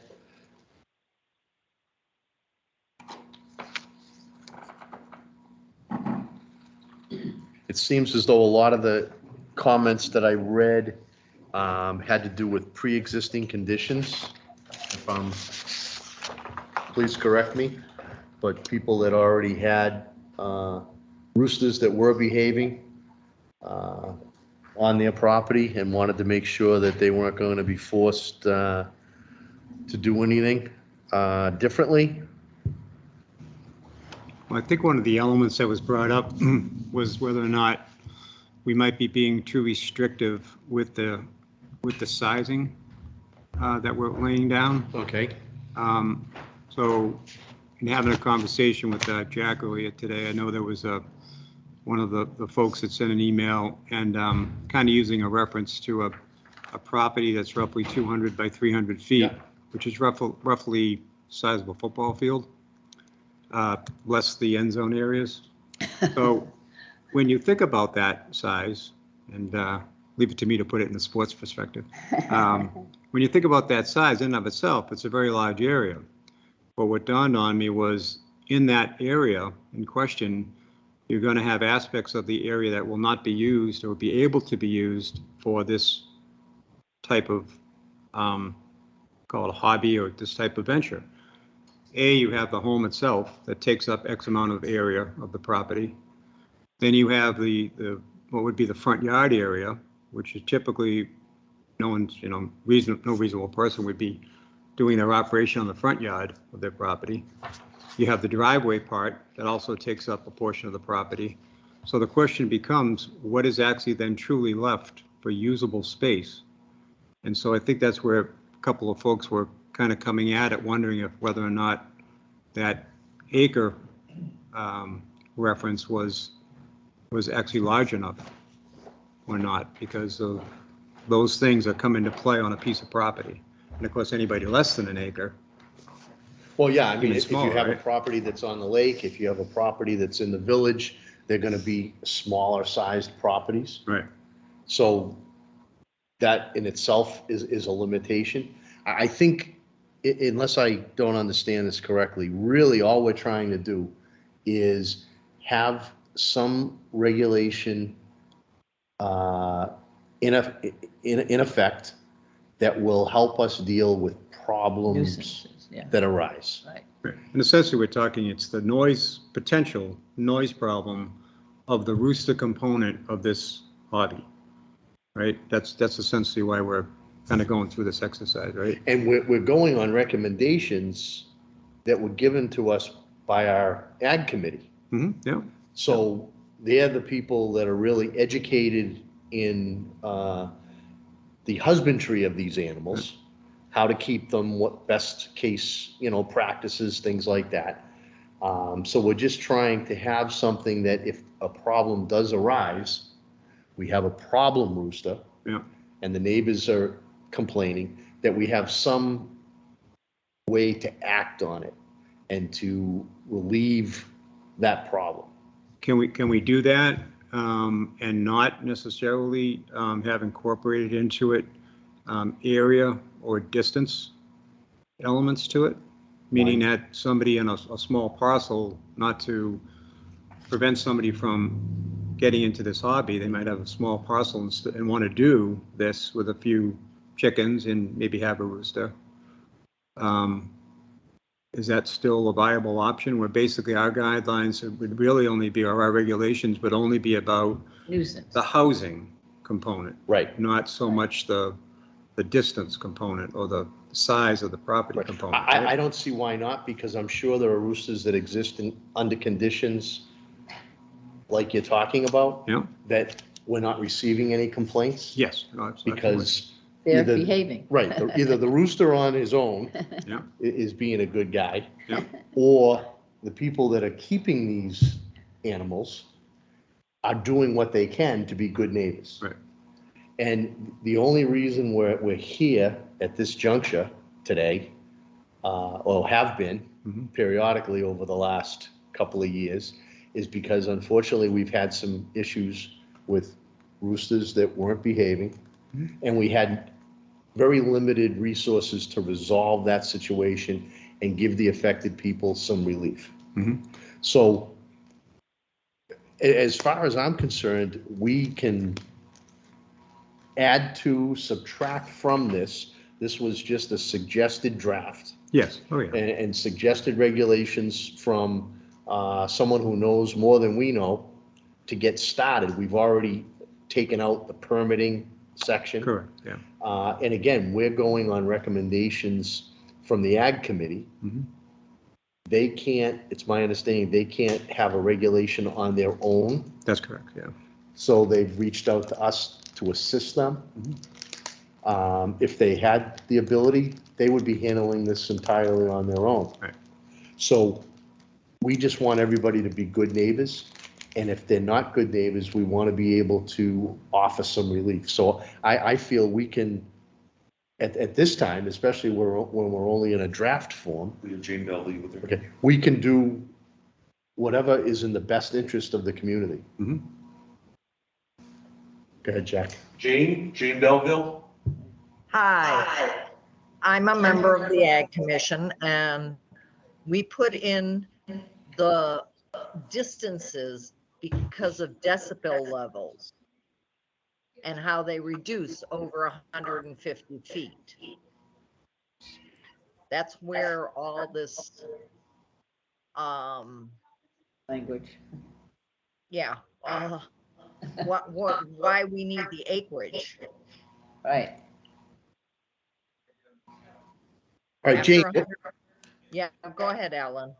Jane, what's your feeling on making exceptions to that for people that are keeping roosters and chickens that haven't been a problem? What's your suggestion on how to? There's no problem with chickens. Absolutely no problem with chickens. Right. It's only the roosters, and we need to just make sure that if we put this in place, if we put this restrictions in place, it's going to have to be across the board, I think. Maybe Ellen can answer better. Okay, so if we have a situation, let's say in the village, where someone has a piece of property that doesn't meet these standards that the Ag Committee is suggesting, and they've been keeping chickens and a rooster, or more than one rooster, and have not had any issues with their neighbors, how do we Well, then, I accommodate mean, them also? They have rights. nobody's gonna go around and check on each individual chicken or rooster. It's only when there's a problem. If a problem is comes to our attention, then, there may be an issue. We're looking for good neighbors. And if you have a noisy chicken, you're not a good neighbor. All right, Ellen Gould? Hi, everybody.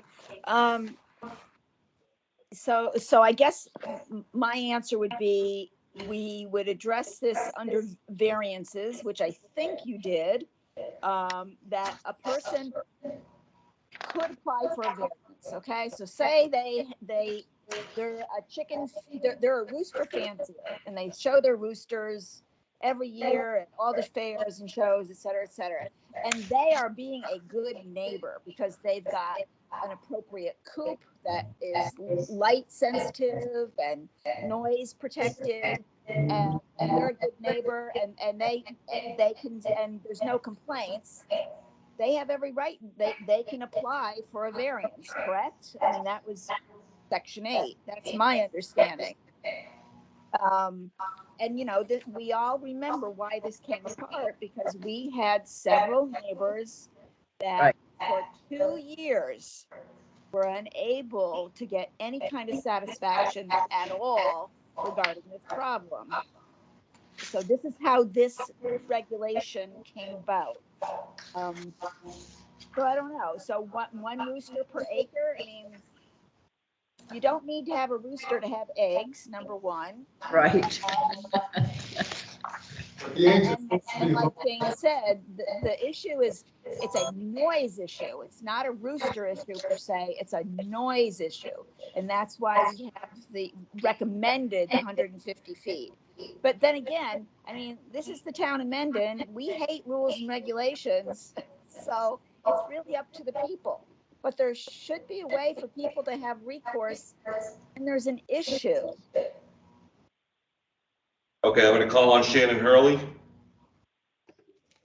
Hi there. I just wanted to kind of touch on what I thought was a very productive conversation happening a few minutes ago, where I think that I am in complete agreement with the, the good neighbor. And I think that there should be some consideration in properties that maybe don't meet this 1 acre guideline. Our coop is directly in between us and our neighbors, and our neighbors they're not unbothered by it, at all times. We're going to move it just because we want to move it.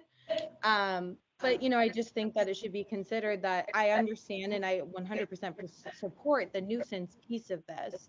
But I'm just not sure that we really, can't we still enforce this stuff under the nuisance without having to put the guidelines, which would prevent some property owners from being able to have chickens on smaller properties?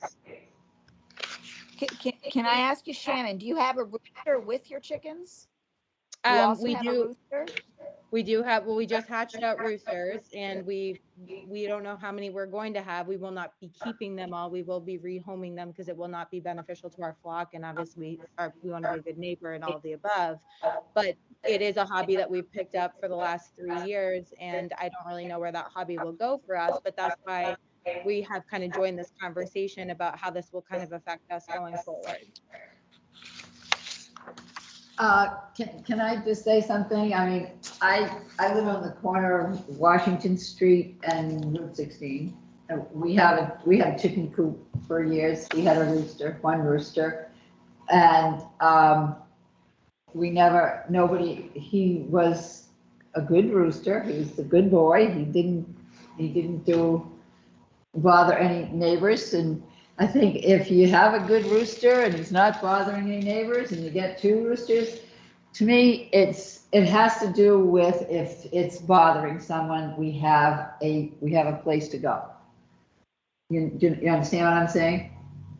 Totally understood. I'm just wondering if that really matters on the, my question was more about like the setback part of this and the acreage was really just more comment on that conversation. All right, let me get Lonnie Tenio in. Thanks. I just kind of wanted to echo what Shannon was saying, that I think when we discussed this a couple of meetings ago that I was at last, I'm wondering, is there a way that we can remove the distance piece now, have it be based on a nuisance? Now we have a regulation in place that we can actually revert back to when it's a problem, because as everyone has stated here, even this evening, is that it's more of a neighbor problem than it is so much a rooster problem. So that if we were able to start there, and then if down the road, because it's a regulation and it's easily changeable, by the board, rather than having to bring it to town meeting or something, that we could then adjust if we had to, if it got out of control. But I would only caution, as I did before, to start small with this regulation and work up if we need it. Let's not go for this huge amount of restrictions and then try to reduce it later. I think it should be the other way around. Again, just my opinion though. And Ellen Gould.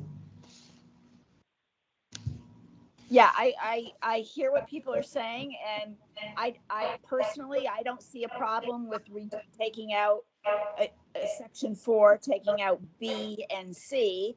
I mean, if that's the way most of the residents feel, And that way it would keep the focus entirely on the nuisance aspect. Not why it's not necessarily, I mean, we all know the noise gets quieter the further you're away. But if we don't, but we do have small parcels, and if a rooster is not being a nuisance, then I guess it's not a problem. So you could get rid of B and C. Board members, or should we go back to Lonnie? Oh, sorry. Alan? Ladies first. All right, No, go ahead. that's all right. Alan, go ahead. Basically, what I'm hearing from Ellen Gould is anybody that, where she mentioned section 8, she feels confident that anybody that doesn't fall into those general requirements could apply for a variance. Now, I realize that's an extra step that they have to go through, coming before the board just so that we could, recognize them. So that is an option if B and C were to stay. That's just one extra step that we would all have to go through. However, I would also be in agreement with what was proposed at this time of taking B and C out. We may, start with something simpler than what we've already cut this down to, which is fine. And we may never have to revisit it if everybody practices the good neighbor policy. Joyce? I agree. Is Yeah. that, Lonnie? is that B and C in section 8 takeout or B and C in section 4? Okay, yeah. Sorry. They would eliminate. Yes. Lonnie, you're on mute. Right, yeah. Right. Yep, sorry, I was just waiting for those guys to finish it. Sorry, yeah, so on the variance piece, I understand that we could come in for that variance. So say we grant the variance, right? And their rooster is young and it hasn't even started crowing yet. Then all of a sudden it's just a noisy rooster again, but they've already been granted the variance. It's almost like we're granting the variance so that the rooster can be noisy, I feel like. It's not, I understand it's a variance for distance, but when does that, once we grant it, what's our recourse then? Like, if there's a problem, I suppose we could maybe, can you rescind the variance? I don't know. I think that, again, I feel like if we start the other way and add more if we need it, is probably the best way. Tom? Well, I would tend to agree with that. Part of my initial point had to do with the fact that I think there's a lot of properties out there that wouldn't conform as it was presented tonight. So I would be of the, and the belief is most of those properties are fine. There's no issues with them, right? So I think taking the simpler, less intrusive approach up front would be the way to go, and then handle a particular issue that comes up accordingly. And if we found that that issue presented a need to then implement something more extensive into the format, into the regulations, we could do that. But we also still have at our disposal within the Board of Health the ability to act on it as a noise nuisance. That was that's how we kind of acted on the first issue. It's just that one of the complications is the degree of noise, how you define and the regularity of it. Does it meet that level of Board of Health being able to act and take action under the noise nuisance, right? You have to be, a board would have to be reasonable in its approach.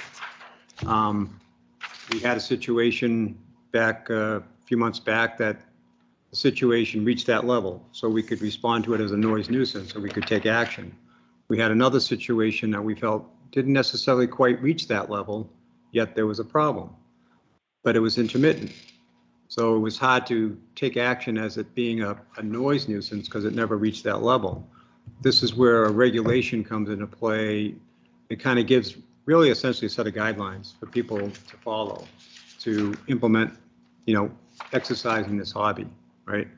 But I think less is better up front, and we respond as we go. I have a Go ahead. concern that Mendon is a town, the right to farm town.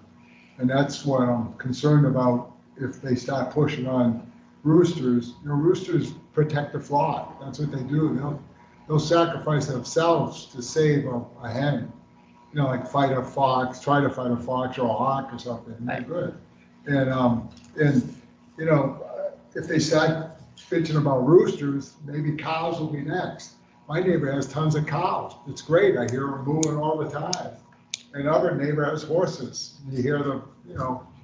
So what's going to be next? That's my. Well, it has to do, I think what it has to do is what the nuisance is to the person. But what. I mean, if you really want to be a pain, I mean, the guys with those excavators are hammers working all day Sunday, Right. 9 o'clock at night, weekends and weekdays. Noise, late that's a night. noise nuisance, Yeah, you're right. that's- But rooster to is- Tom's saying, and I'm thinking this is what he's saying, is we could remove B and C out of section 4. So right now, if I may, nobody else has their hand up. I would like at this time to remove B and C under section 4.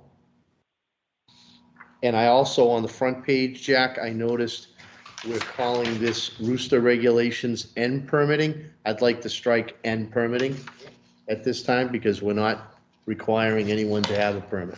Okay. So I'd like to remove. And it's a good thing too. Every 7 meters, you drop 3 dBs, which is 100%. So it doesn't take far for it to dissipate. Hence, an 80-ton excavator hammer, that goes miles. And that's a real nuisance. A rooster is nothing compared to that. Yeah, It depends on where you are and Right. who you are. I mean, and unfortunately, the roosters that we've experienced in the Neck Hill Road neighborhood section of town were crowing all night long. Really? And it took us a long time to reach out to the owner and to have some dialogue and to try to get that corrected. And we were trying to do it under the Board of Health regulations definition of a noise nuisance. So it was like we were going the long way around. And it was rather difficult, as Tom said, because it was very hard to quantify the nuisance. So we had talked about this before. It kind of went away. It's come back because we had new issues in the same neighborhood, different address. Same So- rooster? no, No. You know, maybe one rooster learned bad habits from the other one, I don't know. So we're just trying to have, under the suggestion of the Ag Committee, to have something on the books that will just help us be able to, when we have a problem, when we have a complaint, that we can point to, that this is what you need to do to try to comply and try to be a good neighbor. So again, this is where we're at. So again, we're gonna remove those suggested sections and correct the title of the document. Is there anything else at this time that we feel we need to address? What was the correction on the title? permitting and permitting. Oh, good, permitting, yeah. Right, because we had already struck that section. Right. I mean, we almost got it to 2 pages. Well, the goal was to get it, yeah.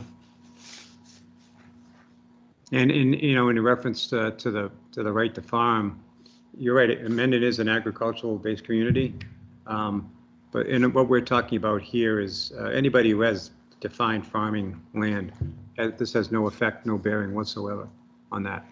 Well, that's why a lot of people moved here, I think, because it is a quaint right to farm town. Yes, absolutely. I think what the difference to delineate between right to farm and what we're kind of talking about here might be, and I think it was coined previously by another person, was what somebody might call a hobby farm versus what the right to farm concept actually is about. It's about producing on the land, using the land, X percentage producing X material, right? Versus something like this. And it's just a situation where you do have, in some areas, you're, I guess I don't know if densely populated is the right term, because I come from a community where your driveway was this wide and your houses were like this. But in comparison, you do have residential areas that are pretty well populated, so it can be very, like this situation we experienced where the sound just, it carries, and like I said, it rose to the level of the constancy of the sound. It really prevented these other neighbors from enjoying Well, at that time, it can be an issue. yeah, a quality of life. I mean, your neighbors, you have to have respect for your neighbors. So even though we're an agricultural-based community with a right to farm element to it, there has to be an element of common respect for the neighbors and how you do certain things on your property.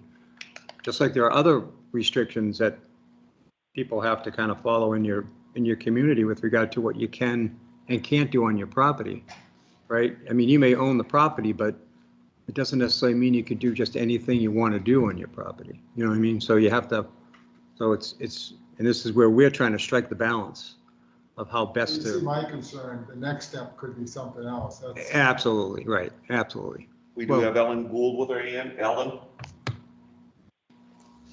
I might be jumping the gun, but because we removed B and C in section 4, you might want to take a look at section 8, B3, and modify that to take away prior to any new structures within abutting parcels.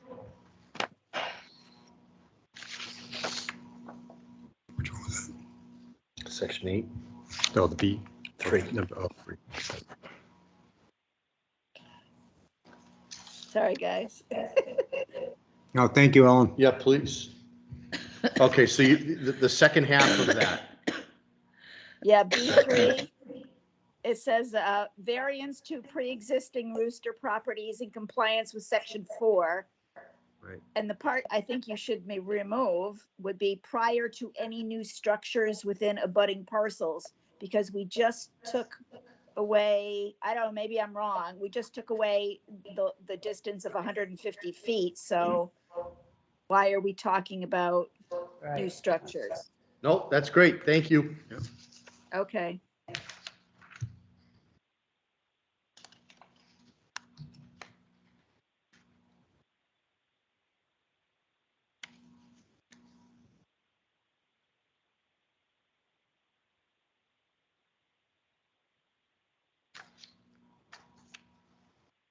Everybody good? Yeah, I'm good. Okay, at the moment. All right. Anyone else?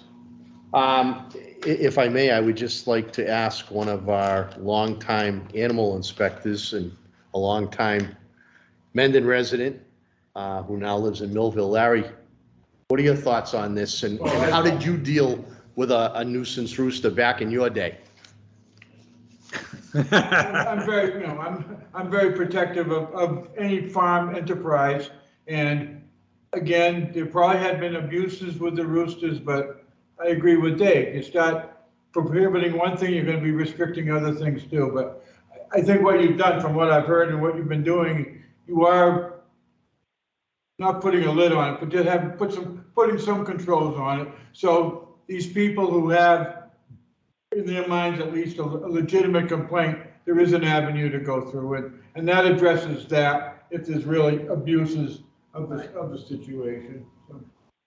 Thank you very much. I appreciate, all your years of service to the town of Mendon, and you've always been willing to come to a meeting and speak up if you see something going on. So thank you. Well, Dave asked me to come along tonight, so I was glad to do that.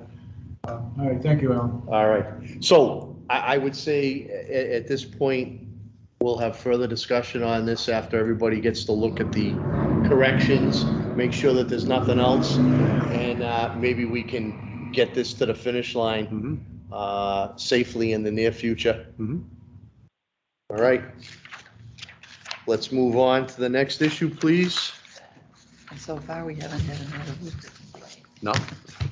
right now. I'm gonna cut my tongue out there, but what I do. All right, so we need All right, to, guys, thank you. We're gonna take off. no, no, you're very welcome. Good night. Larry, good to see you. Anything you think of in the Yeah. meantime, feel free to reach out to Jack. Yeah, don't call me. Here's my phone blocked.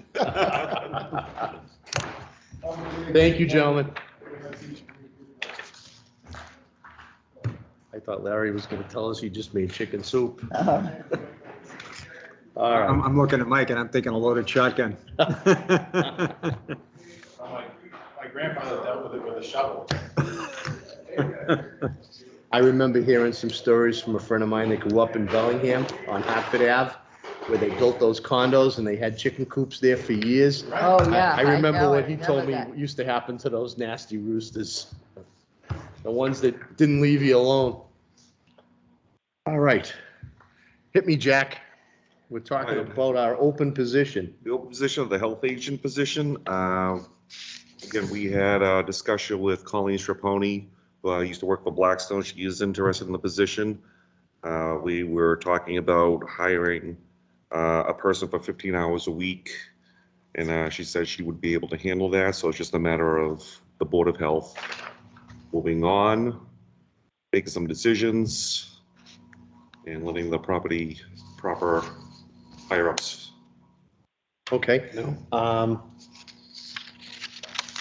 So we've got some drafts that Tom has put together so that we can send them to the town administrator, HR. Everybody have a chance to view those. I read them and I thought they were well-written as usual. So we're talking specifically about relation to health agent though, right? Right. Because the two others were not related. Right, but, you know, we're working on this now, you're right. And obviously, we need to find out the route that the town administrator wants to take in HR. Right. But we do need to fill the position. We realize that the position was previously held by someone who was working as a contractor. Mhm.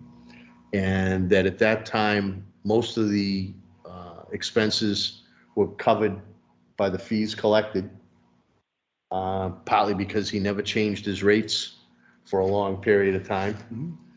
And he did more than just the health inspector. He was doing deep holes and perks, and he,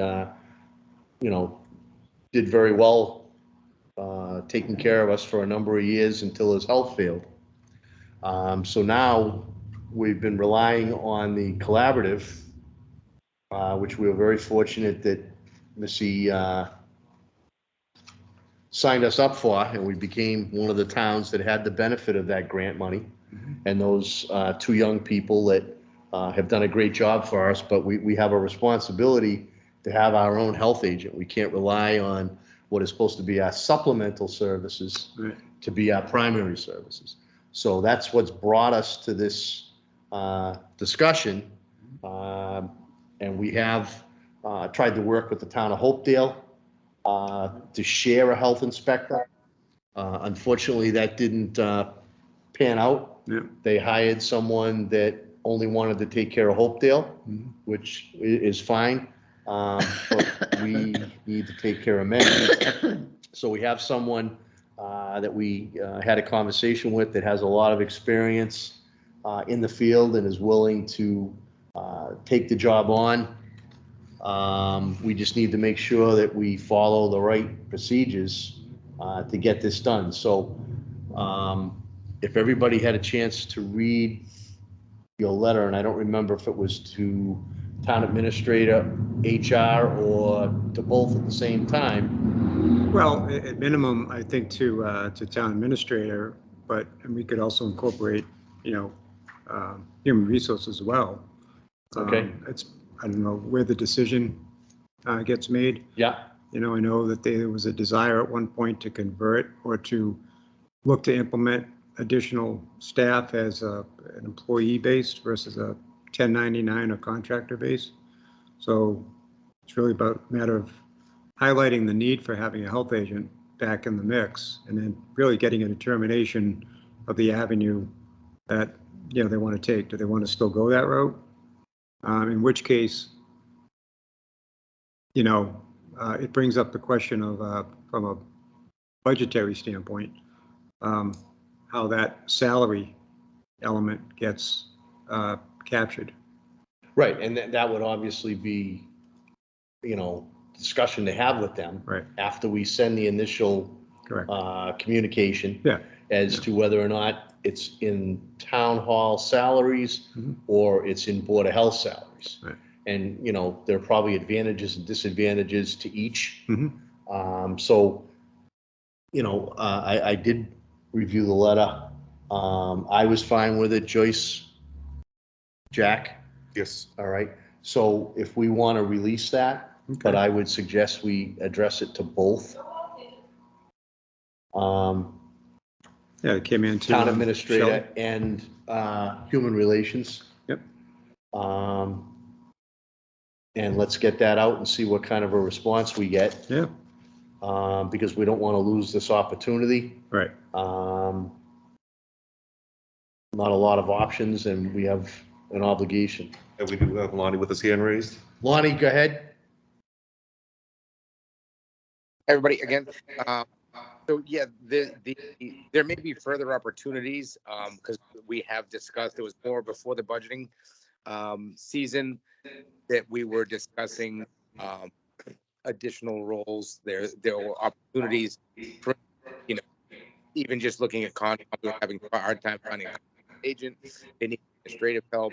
Not saying that would be somebody that you guys are choosing, aren't looking, just to speak to the part that you were just talking about, with additional roles and opportunity that's there, that wherever the salary lies, I don't think it makes a difference, other than if one person was going to handle multiple roles, then salary line may be better services.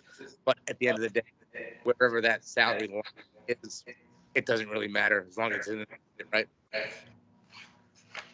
You're breaking up. Lonnie, I did speak about the Concom administrative position with Kim, and I did mention about the health agent position as well, like intermingling responsibilities, and Kim said no, because she has other ideas for the Concom position. So I did tell my board that no, the health agent would not be involved with the Concom. Okay, understood. That may have slightly changed, but I don't know 100% yet. Okay, all right. There was some quick discussions about it because we were I know that we talked about it at our last selectmen's meeting, whereas we were having a hard time finding an agent, so that we were looking at different opportunities for that position. And I only brought that up as an example. It wasn't necessarily that it would have to be who you guys pick. I'm just saying in general, when it comes down to it, as far as budget line items, is really what I was trying to allude to there. Sorry, I didn't mean to stray off. No, not at all. No, I just wanted to say that I just did want to mention it to Kim about the opportunity of the health agent also working with Concom. And she said, no, there's other ideas for that position. So I just left it alone as that. And Lonnie, we did have a discussion with this particular candidate, and we got the sense that she was interested in additional hours. So I'm just telling you that for your information at this point.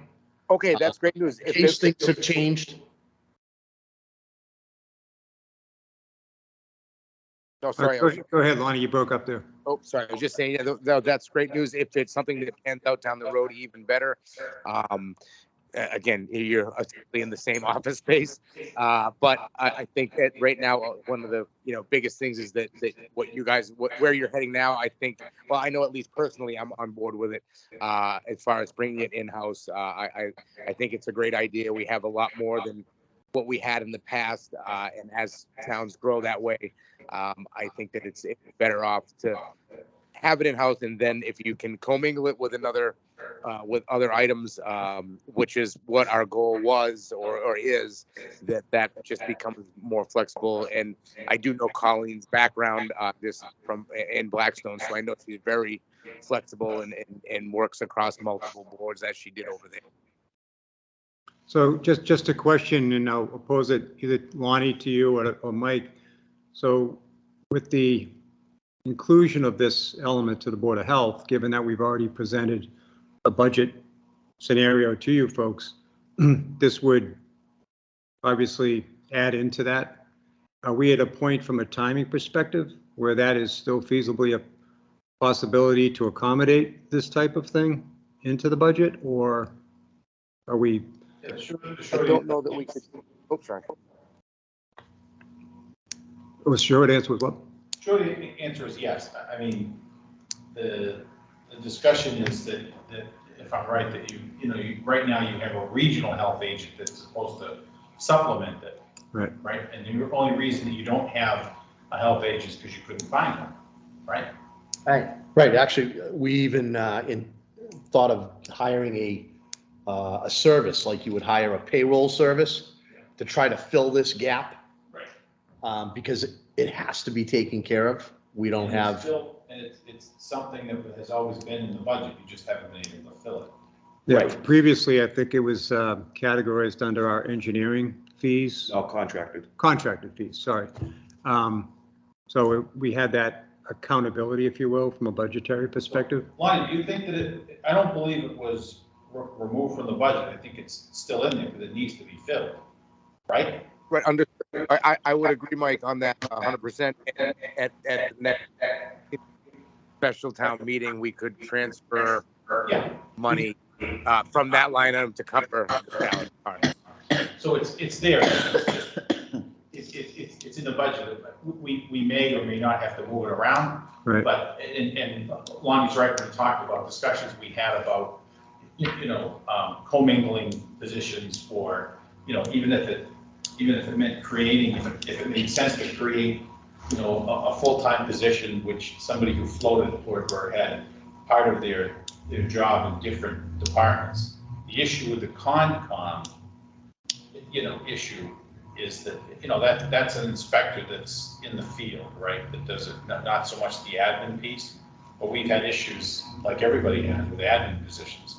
Right. The conversation that Lonnie and I and the rest of the board had with Kim, with the town administrator, Mhm. was, having an admin that did those admin duties in multiple positions. Right. well, and one of the things that I liked, if I heard it correctly from this particular candidate, is I believe there was an element of grant writing.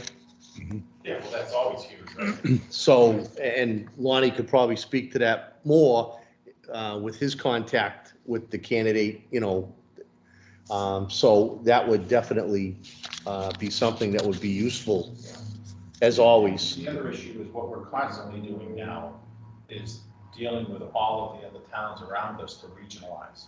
Because an awful lot of grant money, I mean, it's surprising, well, maybe it's not surprising, but it's nice to see the amount of grant money that we've gotten from everything from regionalization with dispatch to, there's a number of other issues, even when we were looking at something even with Douglas, I think, which could be with that, but the short answer is, again, I know I went on, but the short answer is yes. Okay, yeah. Okay, so the step that we should take, I don't see any other hands up, is to get that communication out. Sure, yeah. And then see what we get for a response. Yep.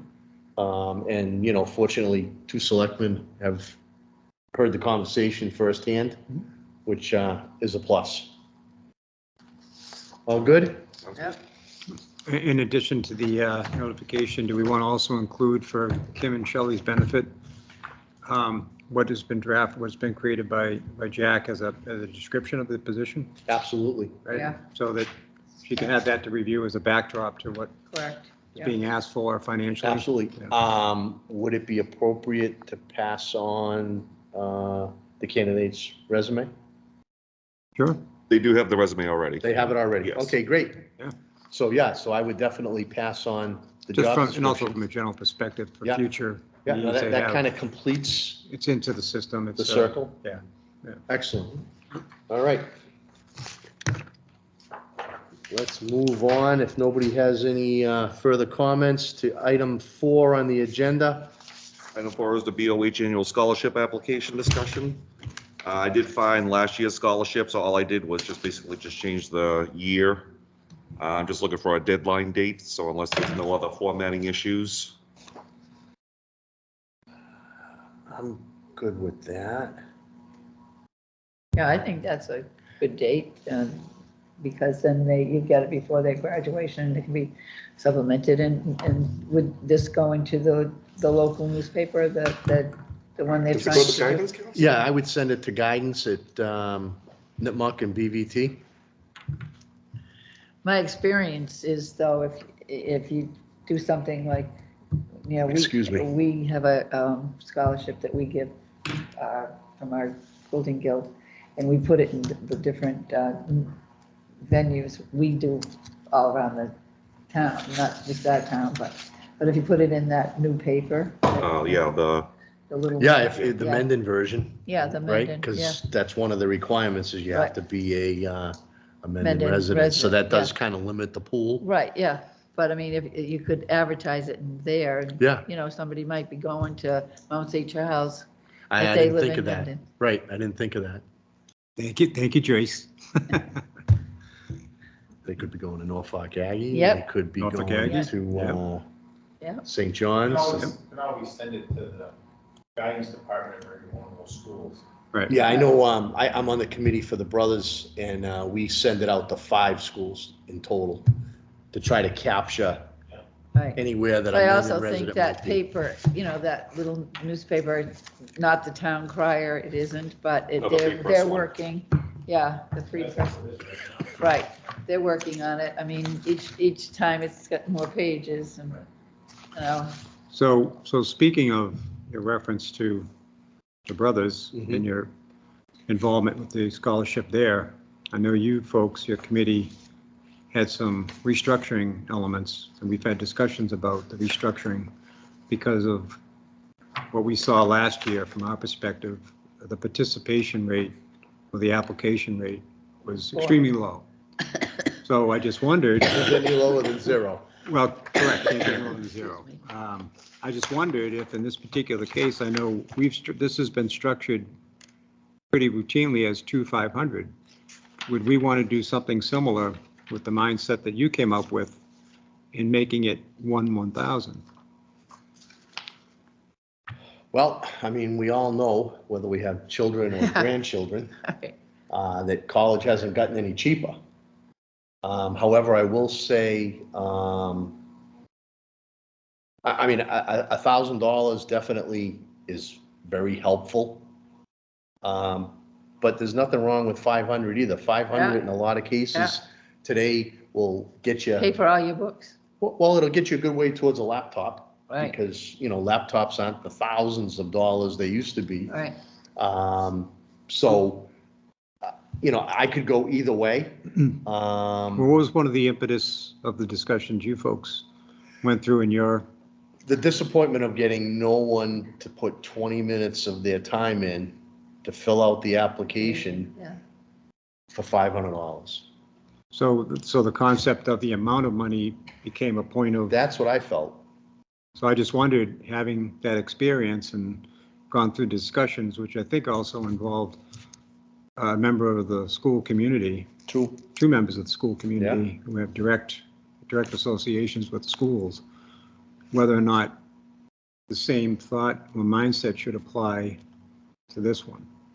I'm open to going either way. I mean, you could try it, I mean, and see if it made a difference, Right. I think at this point, again, I could go either way. Do we help 2 students with 500 apiece? Or do we limit it to only being able to help 1 student at 1,000? I could go either way. I know that, we're not asking for a lot. Mhm.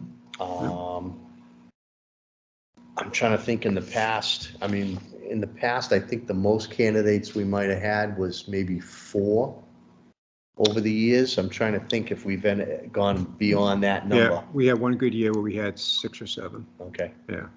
but that was a rarity. Yeah. Typically 4 is an average, but. Yeah, I mean, if you have 4 and you can help 2. Yeah. I like those Right. odds, Yeah, Okay. but That's So fine. keep it at the $2,500. Yeah, I mean, Okay. I'll stick with it. I just wanted to throw it out there for thought, so. I mean, I wouldn't mind asking Harvey for more money. Well, man, we missed our opportunity. Uh, That would have been, yeah. But, That was the other thing we didn't bring up, speaking of E.L. Harvey. There's a lot of components that are built into that contract that are quote unquote value adds that we didn't specifically mention. So would have been nice to have let the audience hear about that. Granted, they don't necessarily benefit in the individual household, but things such as, and I don't know if Jack has a list handy, but one of the things they do provide is scholarship money. And there's some other elements of their contract that have helped the community as a whole, so. right. I think that's a value. That Yeah. has a good value. Okay, keep it at 2. okay, so if we're good, Call it a night. we can. I have, We don't- Yeah, this is not a major issue. yeah, we've, Okay. Yeah. got one more item on the agenda, other than topics not anticipated, which is the shops kiosk disposal, which we can put off till our next meeting, That's correct. if that's what folks want to do. That's fine. All right. Anything under the not anticipated that we need to discuss, Jack? Not that I have come across in the last 2 weeks. All I right. hope not. The only thing I wanted to mention was just, it's more of a kind of a, what's the right word, more of a community interest. We were talking about it earlier today. We received an email a short time back through Regional Public Health, and it had to do with the budget that the current administration is looking to implement. Correct, for Title V. Yeah, and part of that, in that budget, it was referenced that they were looking to help augment and support Title V components such as system septic repair and work. So I just wanted to bring that up for those folks that may be listening or what have you, that there's an element in that budget that is looking to help people People that need that All right. maybe Find in that that, they need a, yeah. all right. All right. Yeah. Oh, no, thank you for that. Yeah. That's very helpful information for someone who maybe, especially with the lake, Right, yeah. right? Exactly. Someone may be Did- facing a the daunting letters all go task, out? a little bit of assistance Oh, okay. that we could offer or Yep. direct them to, may be helpful in resolving something. Oh, yeah, oh, good, okay. Since you brought up the lake, do we know where we, what the current status is there with regard to task force? Mike, did that come up as a topic to you folks in a select board meeting? Lonnie was handed. Lonnie's got his hand up. Lonnie? Yeah, so we briefly touched upon it, and then we kind of, it fell off my radar for a second. But I am told it's on the next agenda to wrap it up. Awesome, thank you. Anything else? I'm good. All right, so we already have our next meeting scheduled. Next meeting is scheduled for April 26th, 7 PM. Here? Are we gonna stay in person, or are we gonna? Don't We did this one, well, no, we did this one in person because at the time we thought that allowance was gonna end on March 31st. Right. But we found out it's been extended until 2024. Ah, Do you know at what point in 2024? I forget what the, Yeah, until the House came Massachusetts home. Rate General Court decide to make it permanent, but I honestly don't know how they put the genie back in the bottle. Hmm. I mean, the only reason that they continued it was because, they couldn't get all their ducks in a row, I think, to actually change it. Because I know I was at an MMA conference talking to towns, and it's amazing, and I'm gonna, this town has really stepped up with what we do as far as remote meetings, hybrid meetings, record meetings. There's a YouTube channel that people can go to, so they can look at these later. There are a lot of cities and towns that just have done nothing. And, you know, the common, and what's happened is the Commonwealth has, you know, been inundated with requests to do what we've done, and it costs money. So the short answer is that I don't think you're ever going to see it stop. Okay. You know, and of course, this town has a bylaw that we must video and audio record all meetings. Right. Right. So, but the good news is that the next at least year, Yeah. you can do a hybrid. Good. Well, we had the allowance of everybody being remote, even the board being remote. Yeah, I don't, you know, that's a good question. I don't know if, and it's a question for council, but I don't know if with a hybrid requirement, if the whole board, like for instance, if all three of you were remote, Yeah. Jack was remote, somebody showed up here at town hall, you know, and they wanted to attend the meeting, you know, do we have to have an allowance where they could sit in this room and watch on the TV? I don't know. I don't know that. Yeah. Okay. You know? Well, I enjoyed being with all of you. However, I could honestly say that I Tongue would in have had a cheek. little more time if I didn't have to physically appear. Understood. Right. So That's a good point. I don't, you know. I could go either way. But we'll find out. Right. Yeah. At this time, what do we want to call it?